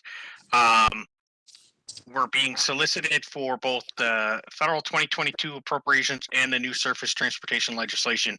A little further down on the agenda, I'm going to talk about what was submitted on the surface transportation from the four congressional representatives that cover our region. Long range plan, we fully discussed that one. Great job by everybody on staff. The Genesee Finger Lakes Genesee Finger Lakes scenario tool. There was a work session held with Genesee County. We had talked to them about them previously being one of the pilot studies we're doing for the scenario tool. There was a meeting held on April 14th, and one of the highlights of that pilot is going to be looking at the impact, running a scenario that would show the impact of a full build out at the stamp site as currently envisioned, what that would mean for land use and what it would mean for transportation. Next slide, please, Alex. The I-490 integrated corridor management plan, as many of you recall, as our host agency, our GRTA board is Sonata. The Board of Commissioners is basically the board for GTCS Inc., the corporate entity for GTC. They granted authorization to enter into. You know what? I made a mistake. That's supposed to be on I-490. That's supposed to be on the next one, the travel time data collection. We got authorization to enter into a multi-year agreement on May 6th. Joe, throwing you on the spot, can you give an update on the I-490 ICM? Yeah, Jim, that might be my issue. I'm sorry about that. But basically, just so everyone knows, the consultant has completed the first full draft of the alternatives memo. And then we have a steering committee, or we don't have a steering committee meeting scheduled yet, but we'll be releasing that memo to the committee for their review and comment, and then looking to schedule a committee meeting, hopefully within the next month or so. Great. Thank you, Joe. The next one, too fast, Alex. The next one, Lake Ontario State Parkway, we discussed that already in the meeting. And the Genesee Finger Lakes Regional Performance Measurement and Monitoring and Evaluation System, a contract. Well, we previously mentioned that there was a request for proposals out and that several firms were invited for interviews. The selection committee consisting of GTC staff and then Monroe County and NISDOT staff at the Regional Traffic Operations Center came to agreement, identified a preferred consultant, and a contract was executed on May 3rd. And the first steering committee / project kickoff meeting is scheduled for May 17th. And on the Cross Asset Highway, no new activity to report on that. All right, thanks, Jim. Any questions of Jim on the GTC activities? All right, brings us up to Genesee Finger Lakes Regional Planning Council. Take it away, Jay. Well, there's still people here working every day. There's 5 of us, and there's 6 of us now, actually, 5 staff and me. So I actually have a full complement of people who are working on various projects and keeping up and making sure fiscally we are providing the correct reports with the always elevated and very competent help of Jody and Jim and company across the hallway, as far as making sure we're doing the proper billing, but also doing the work that comes with it so we can ask for reimbursement for the staff. By the same token, we're also working on other projects, as you may or may not know, in terms of the KEC program, Energy, NYSERDA, also a lot of economic development stuff, updating our SEDS plan. which is going to go through 2024, 25, I believe. So Richard Sutherland's doing that. And at the same time, the staff is going through a new strategic plan update for the organization itself that the executive committee of the council has been looking for and is very timely, both in terms of all this federal funding that's coming out, but also what's already out there. And as you folks know, we just got notified that there's going to be the REDC again, the Finger Lakes REDC kicking up again with the governor's largesse coming out of Albany, and what that bodes for all of us, but also from a planning perspective, what we can do as an agency to more and more facilitate what local communities and our partners may not have, either in terms of skill sets or the time on and ability to do more in-depth analysis. So that's a goal, but also with this new talent group here, what I think this organization is going to get more involved with going on down the road. Jay, if you can see on your screen, we got a couple specific tasks we're hoping to try to get updates on: the land use monitoring, the Complete Streets Guidebook, and the fleet electrification. I can't write at the moment, Jim. You got to understand, technologically, I am still living in about 1995. But yes, that's part of what we're doing is going through our project list and providing updates as part of it. Obviously, we're still doing local government workshops. All of that's been virtual, but we also know that we need to provide more, shall we say, updates and recaps of each of the projects that we're involved in. All right. Joe, do you have any information on either Complete Streets or regional fleet electrification that we can supplement? So a couple points under the regional fleet electrification study. Jenny has been working with the City of Rochester, Fairport Electric, and geez, I'm trying to I should know the third case study. So anyway, she's been working with them to, I'll follow up with this later.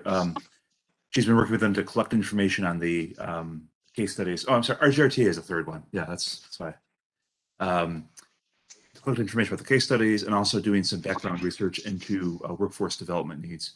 And then for Complete Streets, again, continuing to work with the Village of Penn Yan on their policy, and also looking for a second case study municipality. So I hope to have that wrapped up, or a second community identified, hopefully within the next month or so.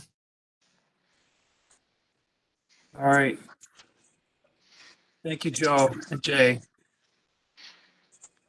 I'll let,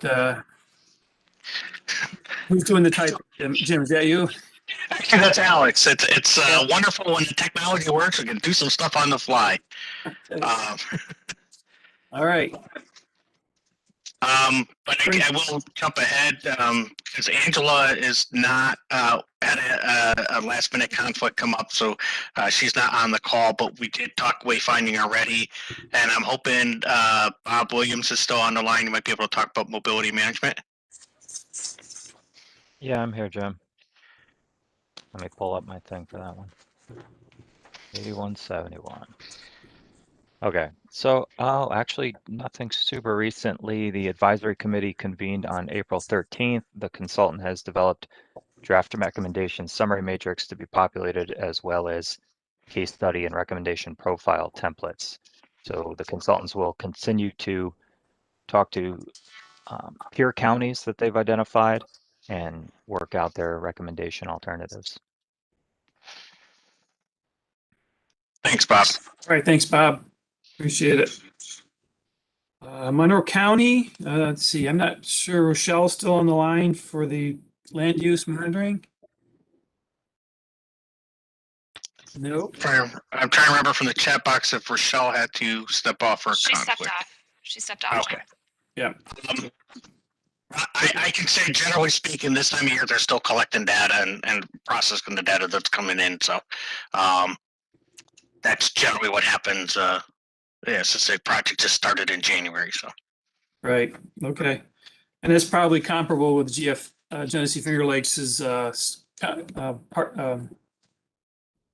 comparable project as well there, right? I would expect so. Yeah. All right. Jim. Yes. Okay. So we're going to befuddle Alex a little bit because it won't quite fit the outline he's pre-written, but I'll start with that outline. You can fill in, Alex. 19 of 28 completed. Well, two additional locations completed. Okay, which brings us up to 19 and 28. Now that's for 2020 and 21. Now we have a new cycle identified, and this is where it can be expanded here. So first of all, yes, identified. There will be 34 locations for 2021, 2022.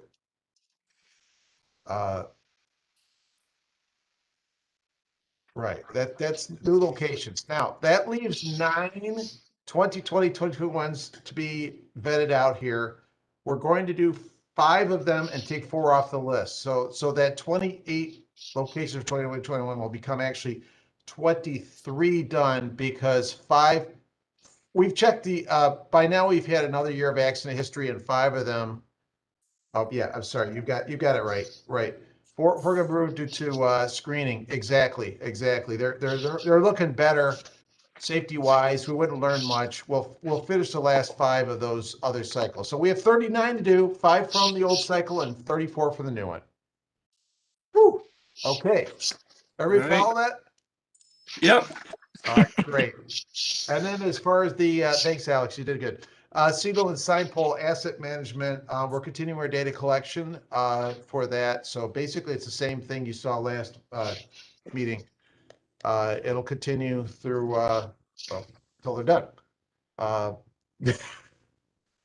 Was about, I have top Alex on there. I think I saw him there summer-ish. They're supposed to finish that up, Tom? They say the summer. I would say so. Yeah, we're just finalizing the data collection, I believe. All right. Next few months, we should see something to review. Okay, thanks. So we're getting close. Thank you, Tom. All right. Okay, thank you, everybody. Thanks, Jim and Tom. Appreciate it. Brings us up to State DOT. And I might have jumped the gun ahead of Joel, but Joel, hopefully this what we typed in is consistent with what you were going to tell us. So, Alex, if you can keep this slide, thanks.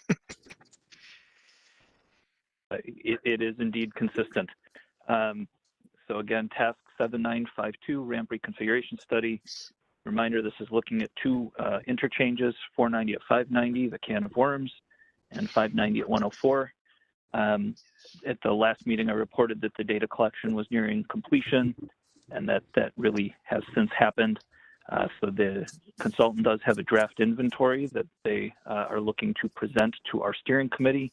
The steering committee is made up of representatives from the city of Rochester and the sort of east side suburban communities in Monroe County. And that meeting is scheduled for this coming Tuesday, May 18th. And that's, I think, all I have on that, unless Joe has anything to add. No, that covers it, Joel. Thank you. All right. Thanks, Joel and Joe. Appreciate it. On to Ontario County. Okay, I don't think we have anybody on from the county, so but based on GTC staff internal reporting, we have the consultant had responded to address many comments that they got from various stakeholders on the 332 and 96 sub area study. They provided a final draft report to the steering committee yesterday. And be moving forward. Jody, I'm assuming there's a final steering committee. Has there been a final public meeting yet?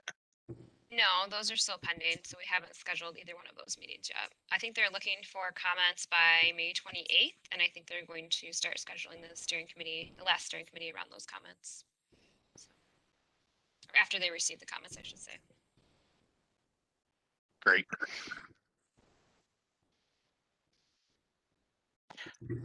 Okay. Thank you. City of Rochester. All right, thanks, Scott. So for 6816, the 6th steering committee meeting was recently held. A draft existing conditions report has been produced and draft corridor concepts have been developed. and reviewed with the steering committee. Significant public outreach will be conducted in June and July to present concepts and determine community priorities as they relate to those concepts. That's all for now. Okay.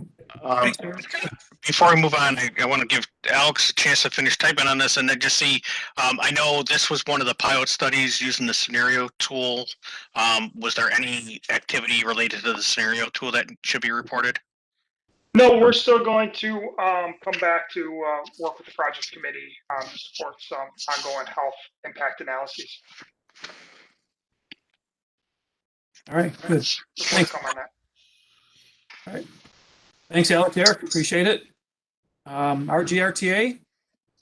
If we have anyone from the company here. I think Eric Farr is still on. Eric, are you muted? Eric, yes. We might have lost Eric Farr. There. No, I got it. Can you hear me now? Yes, thank you, Eric. Whew. Okay. So we are proceeding with launching on Monday with Reimagine RTS. So just getting everything in place for that. Been doing testing on the on-demand software and all that. So fingers crossed, Monday goes smooth. Okay. Yeah, the new on-demand service, there's been a lot of testing. GTC staff has helped out with testing of the app. And then yesterday, was it yesterday or Tuesday? It was yesterday. There was actually rides on the vehicles that they had it out and about testing the functionality and, drivers responding to ride requests and moving people around the zone. So changes. I don't think anybody could be more prepared than our GS is right now. But you prepare for the worst and hope for the best. That's a good strategy.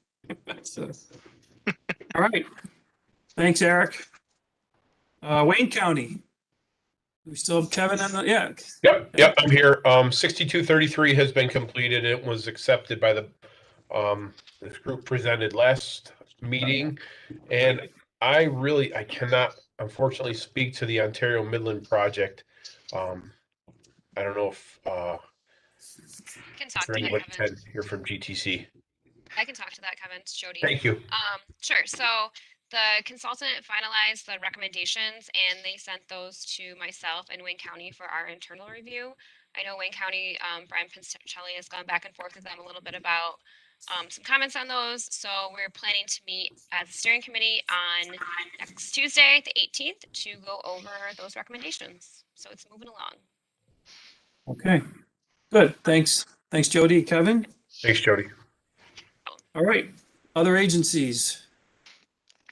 Okay, so I don't believe we have anybody from the other agencies on the call, but Route 390 multi-use trail that was presented last month for closeout. The Village of Waterloo circulation accessibility and parking study and existing conditions inventory and report was completed and it was provided to the project advisory committee on April 23rd. Chris, I don't know if you have a timeline on when comments may be due or next steering committee scheduled yet. No, Jim, I'm sorry, I don't. That's okay. That's the most recent update. All right. Village of Perry Transportation Safety and Access Study. The first steering committee meeting is scheduled for May 24th. So that project is getting going. And I believe there's some data collection already underway. Mount Morris Lester Route 36 was presented last month. Bay Industrial Park Traffic Optimization Study. The project team did develop a public participation plan and decided that they will take advantage of the GTC, our platform, the publicinput.com, to facilitate that public review. A second steering committee meeting was held yesterday that would review the first technical memo that was focused on an inventory of the existing conditions. Jody, I believe you participated in that meeting. I don't know if there's anything to add to this report.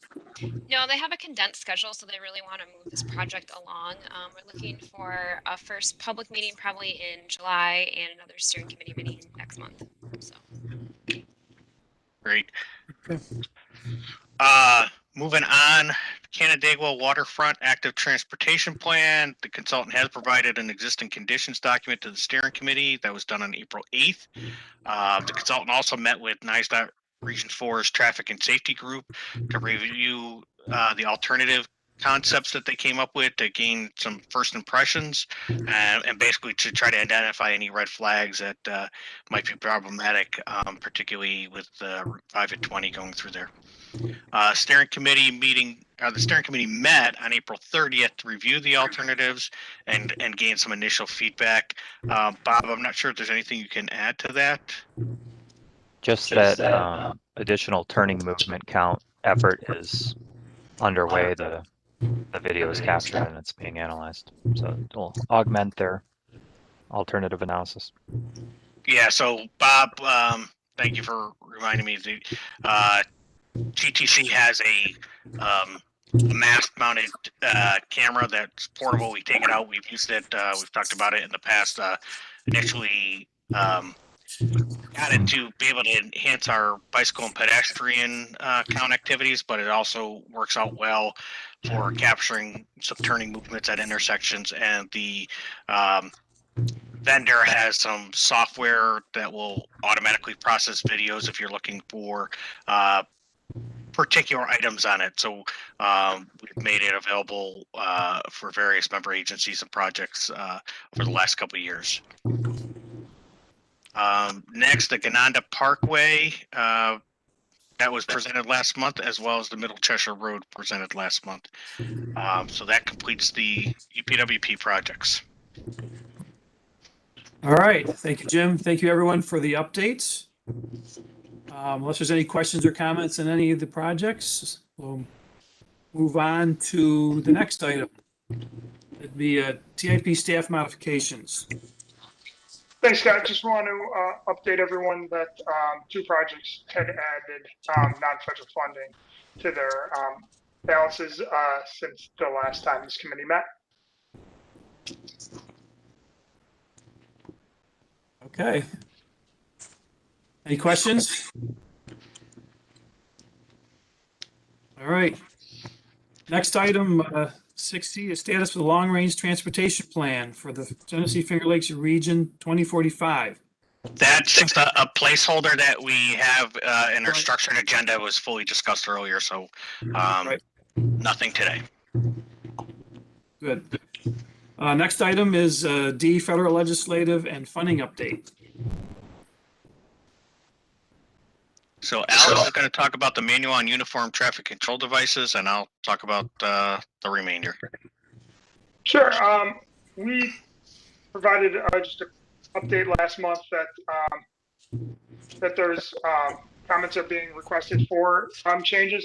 And the New York State Association MPOs, a couple of our working groups have put together memorandums showing some of the highlights of some of the proposed changes, which there's over 600. And there's some good graphics in there too. And a lot of these you can see that have already been in place here on some of our projects in the region because they've been part of the New York State supplement. So hopefully it's just a little bit of a resource for folks who are interested in kind of learning more about the process and who might be interested in making comments. And that memo from our statewide association was included in the mailing. Just as Alex said, to be a resource if any agency wants to submit comments that might help them focus where they're looking at least what MPO staffs across the state saw as the most pertinent considerations. All right. All right. Thank you. So moving on, COVID relief, NISDOT, as I said before, we're still waiting guidance from USDOT regarding the use and distribution of the supplemental appropriations that was passed in December, and also the coronavirus relief funds. Again, as noted in the past, some of these funds are specific to project types like bridges, and some are specific to geographic areas like the large urban area. And once we have some sufficient guidance, we'll work with NISOT Region 4 and the rest of the TIP Development Committee to identify projects to take advantage of these funds. But it's a little bit frustrating when we had the supplement on appropriations that expire September 30th, and we still don't have the guidance on how to use it.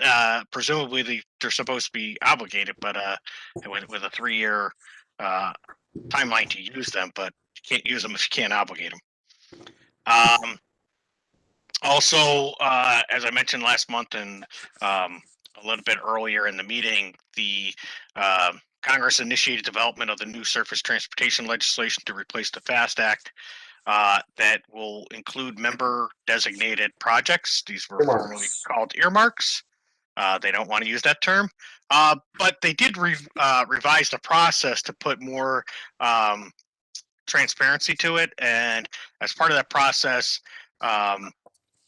the congressional representatives had to get basically an indication that it could be put onto the tip. So we were able to provide quite a few letters indicating how a project was consistent with the long-range transportation plan, and that if it was funded, we can take actions to add projects to the tip to allow them to move forward. And the following slides, what we did, I pulled up each representative that covers our region, what projects they submitted, because again, as part of that transparency, they had to post on their office websites what they submitted and provide assurances they had no financial interest in it.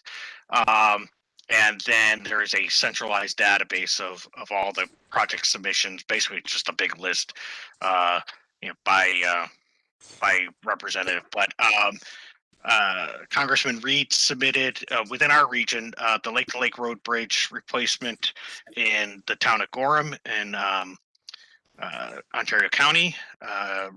Congressman Katko submitted 2 projects in Wayne County. One, these are NISDOT projects, the Route 32 improvement project in the town of Macedon, and the Route 104 intersection improvements projects in the town of Ontario. I believe both of these are existing TIP projects, so that if funding came through the legislation, that would free up funds in the region potentially, unless they're statewide funds, I'm not sure. Moving on to Congressman Morelli, his entire district is within Monroe County, more compact than the others, so his list looked a little bigger. But Dewey Avenue in the city of Rochester, reconstruction realignment, Elmwood Avenue, this is Monroe County DOT and town of Brighton working together to basically look at potentially extending the cycle track that the city can put in the Strong Memorial Hospital area on Elmwood, that would extend this bike facilities down Elmwood all the way to 12 Corners, and would improve the condition of the pavement. Would connect, I think it's 4 different multi-use, well, 3 multi-use trails, and the town has they're working on developing bicycle boulevards or alternative roads to put bicyclists on less busy roads and still make connections.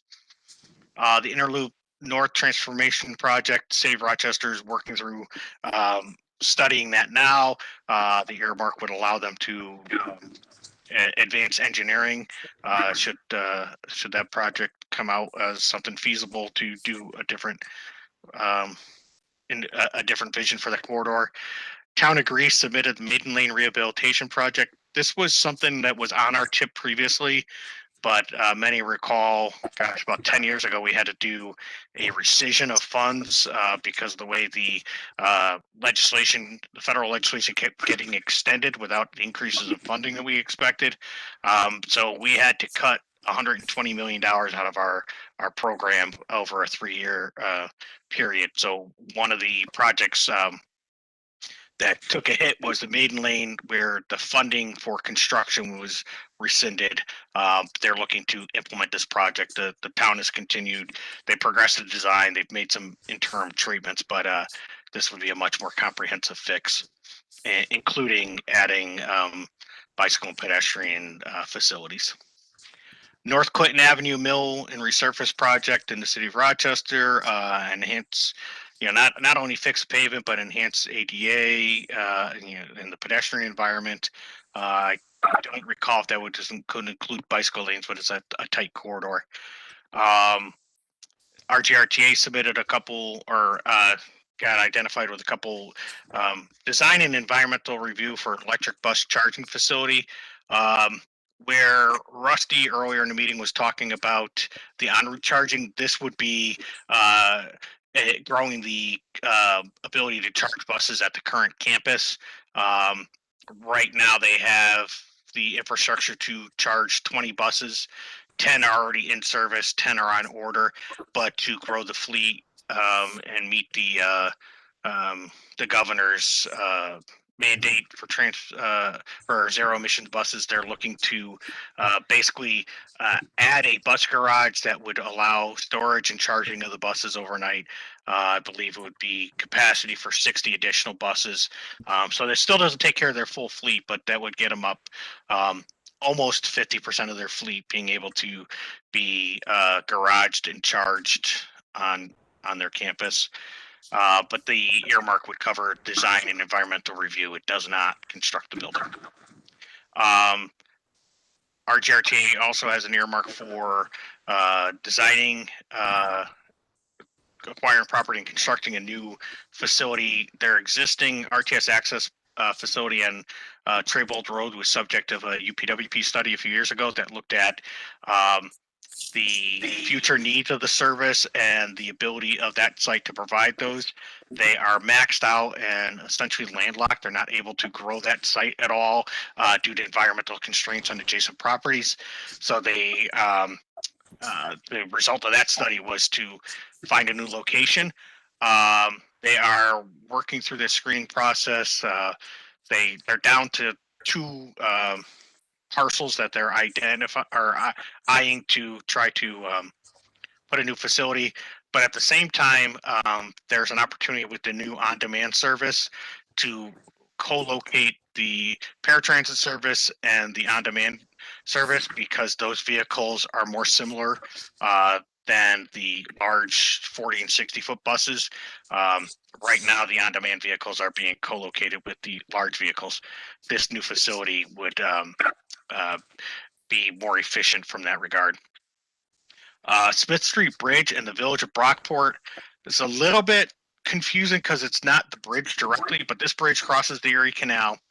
But at the north end, where it connects to the Canalway Trail, does not meet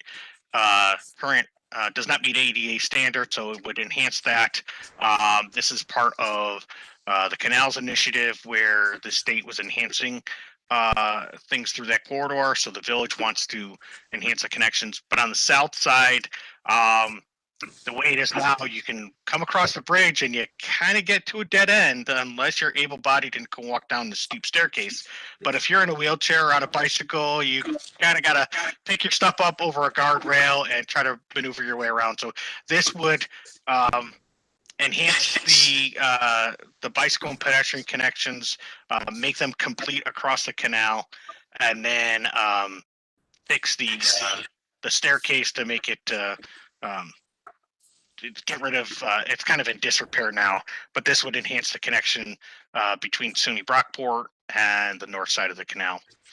And then the Webster Economic Access Project, what I was talking about earlier with Webster looking at the North End Business District, the village has been in talks with Xerox about converting some of the private roads into public use. Right now, the public does drive on them. They're not prohibited, but they are in private ownership. But what this would allow is some of the underutilized land and structures that Xerox has out there can sort of be spun off and redeveloped.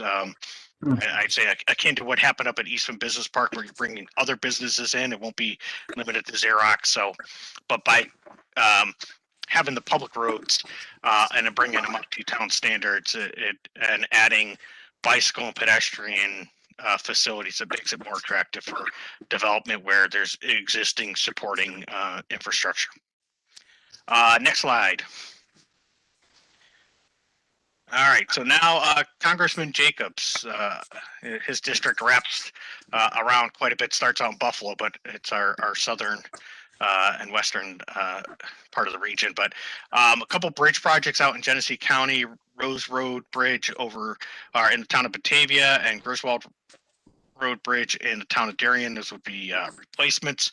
Those are projects identified by the county that were not able to be funded in the TIP because we ran out of money.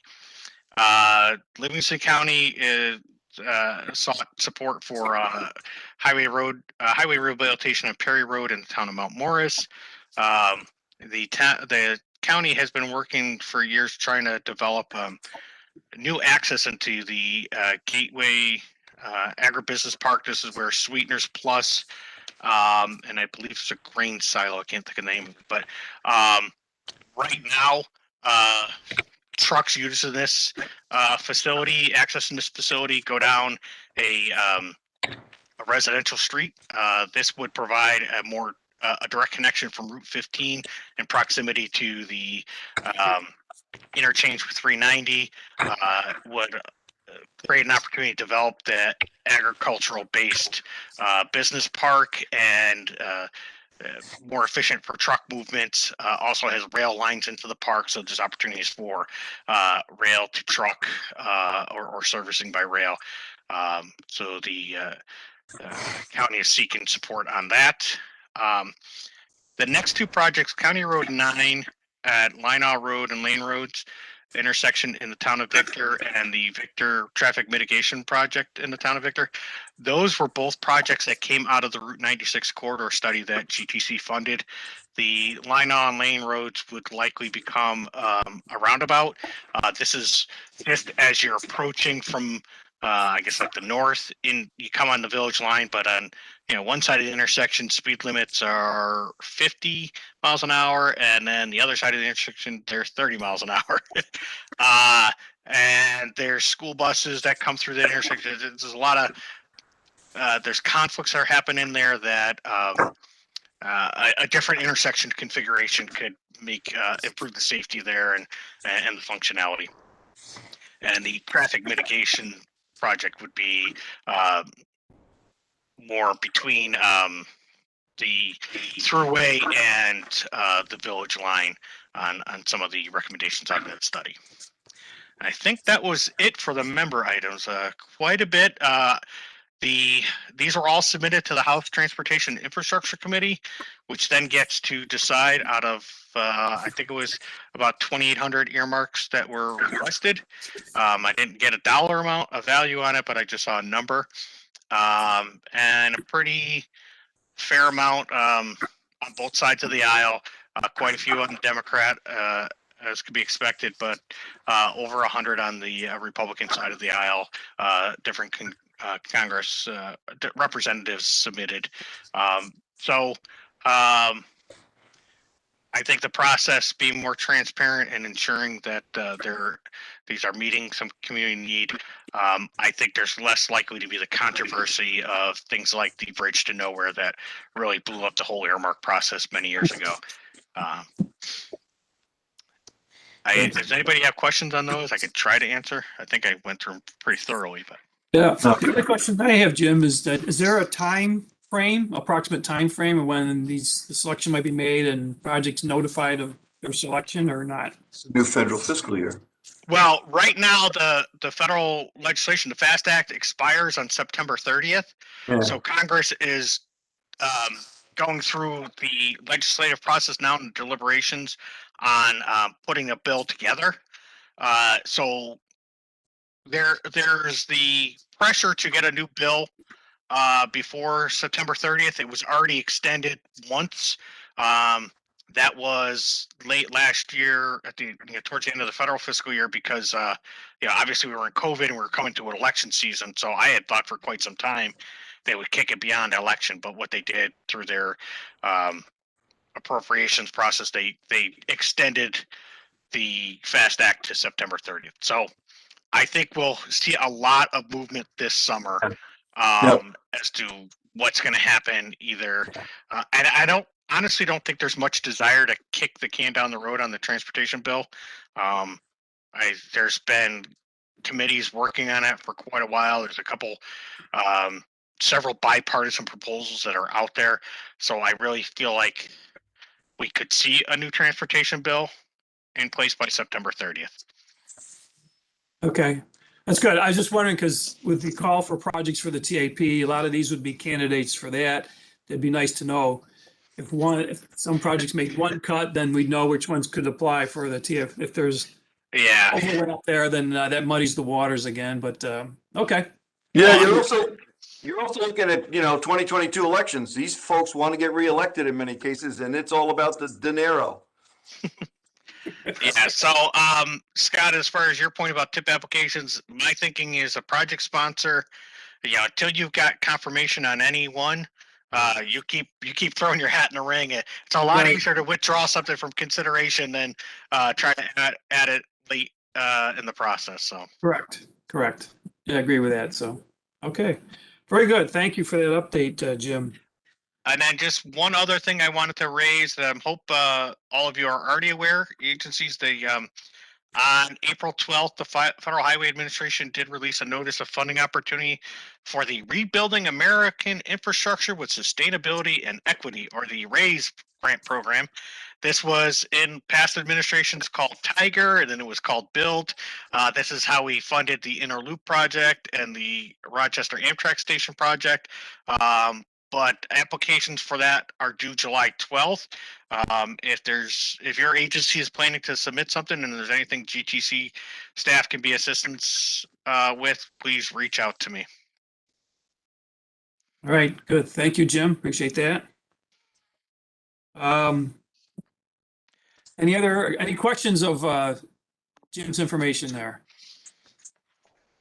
All right. Other GTC matters? Maybe kind of covered that under the. Don't have any. Okay. Shoot all your arrows, huh, Jim? I try. Next item, public engagement highlights. Lori's going to talk about that. Okay. Yes, just very quickly in the interest of time here, just kind of listed the outreach activities that were happening between us and our member agencies for the month of April.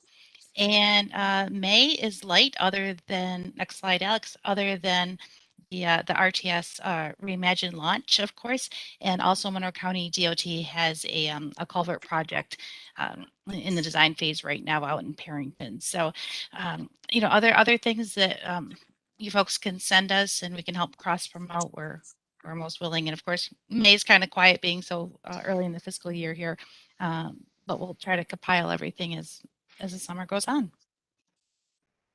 All right. Thanks, Lori. Appreciate that. Any member agency or other partner updates to report? This is Kevin. I'm sorry, Joel. Go ahead. No, after you, sir. I insist. No, I think you go first, and I think mine probably should follow anyways. Alphabetical. Joel goes first. Perfect. Okay. Well, just wanted to announce the retirement of Frank DiCostanzo. He's a regional local project liaison for many years with the state DOT, worked primarily with the city of Rochester as well as certainly others. And I understand his last day in the office will be tomorrow. I certainly wish him well, but he will be sorely missed. Yes. Yeah. I saw Frank several weeks ago, and he mentioned to me he was gonna retire. So congratulations to him. Pass that along on behalf of GTC. Will do. Okay. Kevin. Okay, now I've got one. And this is a good friend of us here at the GTC table for several years, many years. Todd Gadd has put in his resignation at Wyoming County. And Todd is not on the line, obviously, so I thought it'd be appropriate because his last day at the county is the end of May. And he is joining a consulting firm to work kind of as a department leader in the construction department. And I don't know which firm, but he's made that announcement. So just thought I'd pass it on to everybody that hasn't already heard that. Thank you, Kevin. I had not heard that. That's Did not hear that as well. That's a little disappointing. Todd's been a great contributor to GTC over the years, and his insight and expertise will sorely be missed. I agree.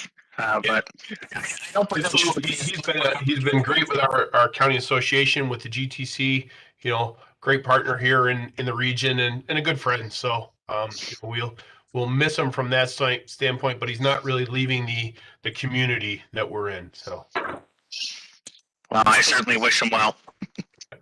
Likewise. So to reach out to him. End of May, you say he's on board? Yeah. His last day with the county, his resignation, I think, is the end of May. Thank you, Kevin. Appreciate that. Yeah. Yep. Oh, okay. Any other agency or updates? All right, thanks. That brings us up to new business.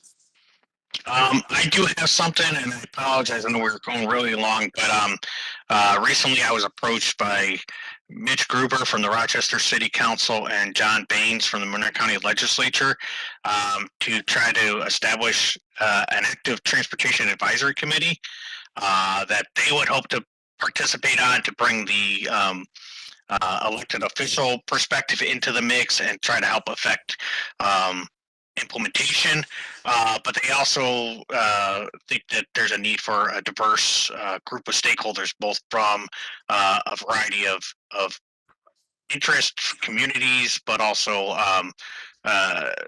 racial and income makeup. Diversity could benefit. And the intention would be for this advisory committee to weigh in on various GTC efforts with an active transportation perspective. I've had similar requests from bicycle advocacy groups. We had a long time ago, GTC did have a bicycle pedestrian advisory committee. I do not know what caused that to sort of fade out of existence, but there is a resurgent interest in trying to bring that perspective into various studies and perhaps the TIP process or UPWP process. So we would have to develop the idea a little bit. But we've also had some internal conversations of trying to bring in something like a community advisory committee that could weigh on various transportation issues, not just the bicycle and pedestrian format. And this is not uncommon for MPOs across the country, particularly when you get into the larger communities, to have sometimes we'll call a citizen advisory committee. That is not unusual. I would be interested in hearing any initial thoughts on establishing a committee like this, either a joint committee or separate committees. I don't expect that there's consensus today because I'm throwing it at you after a 2.5 hour meeting. So we can continue to discuss this at a future meeting. But I guess, would there be any initial commentary or reaction to the concept of bringing in the I guess I call it the non-professional voice? Jim, do they have an outline themselves that they brought to the table or your conversation with them? Yes, Mitch Gruber did submit something to me. So I think you start there, circulate from there, and then, work your way up the food chain, so to speak. Yeah, and this would be a group that would basically try to provide advice to the various processes that would go, feed up through the planning committee. I would expect that their advice would go to the planning committee, not directly to the board. But and their emphasis would be as an advisory capacity only, or are they looking to influence? Well, I think certainly they're hoping by advising they create some influence. I mean, one of the things that Mitch and John were interested in, the whole idea of complete streets and how do we take that concept and continue to grow it and bring it to communities across the county, across Monroe County, and perhaps even outside of Monroe County. But just trying to open up the perspectives that come in to consideration, but perhaps trying to influence some decisions earlier in the process, before design decisions are made. One of the things that's tricky is, at GTC, we're not in the design process, say, for individual capital projects. But what we do have through our tip call for projects, the idea of projects that come to the table, say it's a typical road project, if you're going to enhance the environment, the pedestrian and bicycle realm, create opportunities for more transportation modes to be in there or more complete streets, you're going to score better on the criteria than a project that doesn't. So we already have some of that coming into our project selection process. But I think what they're looking from an advisory committee, how can they help influence policies and commitments throughout the region? How can they, can we have a forum that allows some consensus across community lines and trying to bring things to the MPO being a natural convener and a place for folks to share ideas. I think that's part of where they thought about GTC being an appropriate venue for bringing various perspectives into the mix and various communities into the mix. Obviously, Rochester City Council can't tell Town of Brighton what to do, and they certainly can't tell the county what to do. But it's more about where can we find common ground and where can we share influence on and trying to affect change in the future. Okay, I agree with Jay's assessment. Bring what they have and circulate around as a starting point and see if how it can grow from there. And I guess I don't know if anybody has a reaction to the idea of a broader community advisory, whether it's one and the same in the community or an advisory committee, or if it would be more appropriate to have separate, but maybe as a reaction to what Mitch submitted, that might be a better way to kind of carry on that conversation, to have something to react to, and I could flesh out some of what I'm thinking on the community advisory side of things as well. Yeah, that's a good suggestion, Jim. Yeah. Well, thank you all. Okay. I'm glad to hear there's no reaction that says no, we don't want it. No. Never going to shy away from giving you more work and throwing more work on your shoulders, young man. Well, on my staff shoulders. Same thing. Exactly. That's why we have staff. They're the backbone of each of our organizations. Yes, they are.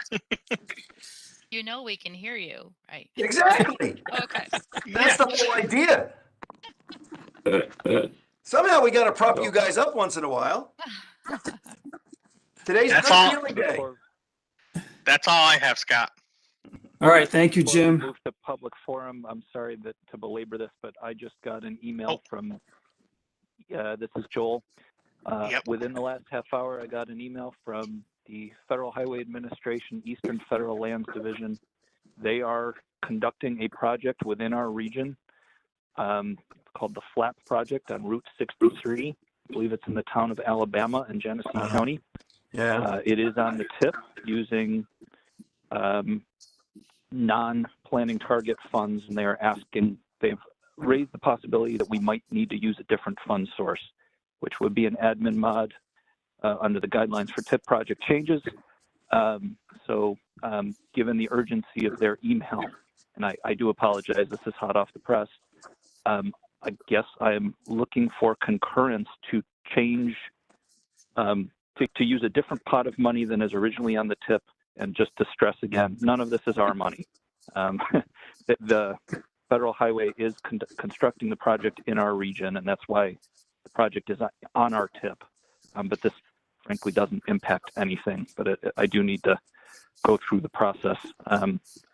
So again, I am requesting a tentative approval to use a different pot of money.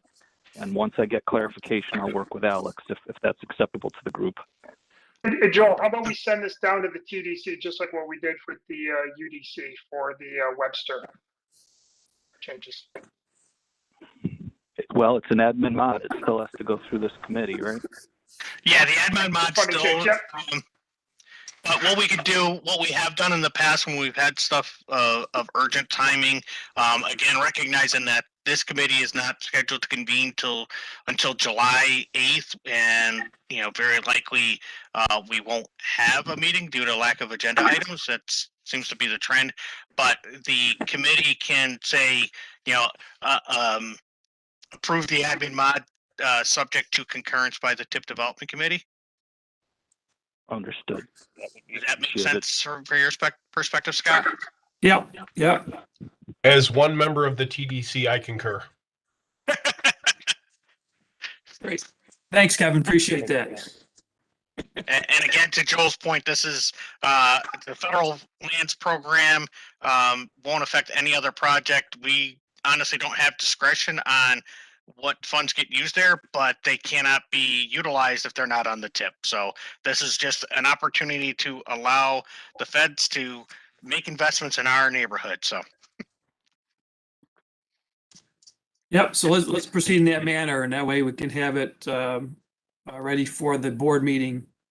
It would not wait for the board meeting because it's an admin mod. It wouldn't go that's to the right. board. That's right. Okay, right. That's why I was suggesting we delegate, have it approved pending TDC concurrence. Correct. Right. Got it. So we would need somebody to make that motion. So moved. As a Tennessean. Jay move, and Kevin, I'll give you the second if that's all right, since you jumped in already on that. So that's fine. Okay. And I assume there's no objection, so Correct. We'll move that ahead. Good thing we had a long meeting, otherwise they would have been left out in the cold. Yeah. Well, would have done it the traditional way with the email method, I'm sure. All right, brings us to the public forum. Anyone from the public wishing to address the committee based on our proceedings today? No, Scott. No comments? Okay. If they were still around at this point, I would be impressed. Yeah. There probably is. All right, seeing no other business, no comments, we adjourn this meeting for today, and thank you for everyone that's still on the line here for hanging in here. I know we lost quite a few people from the very beginning, but it's good process to get the business done that we need to get done. So appreciate everyone's commitment here. Yeah, great job, GTC. Yep. All right, everybody. We'll see you. Thanks. All right, just a reminder, next meeting is scheduled for July 8th, and we're going to do it online. We don't have a venue. The venue we typically would use when we were booking rooms was committed to COVID response, Monroe County Fleet Center. So we're just leaving it business as usual until we can get large groups convened. Thank you, everyone. Good. Thank you. Appreciate it. Enjoy the nice weather now that it's finally here. It's past Mother's Day, that's why.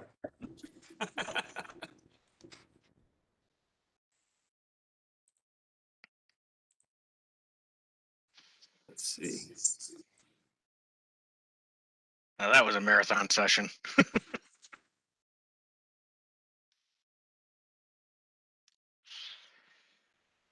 Where's the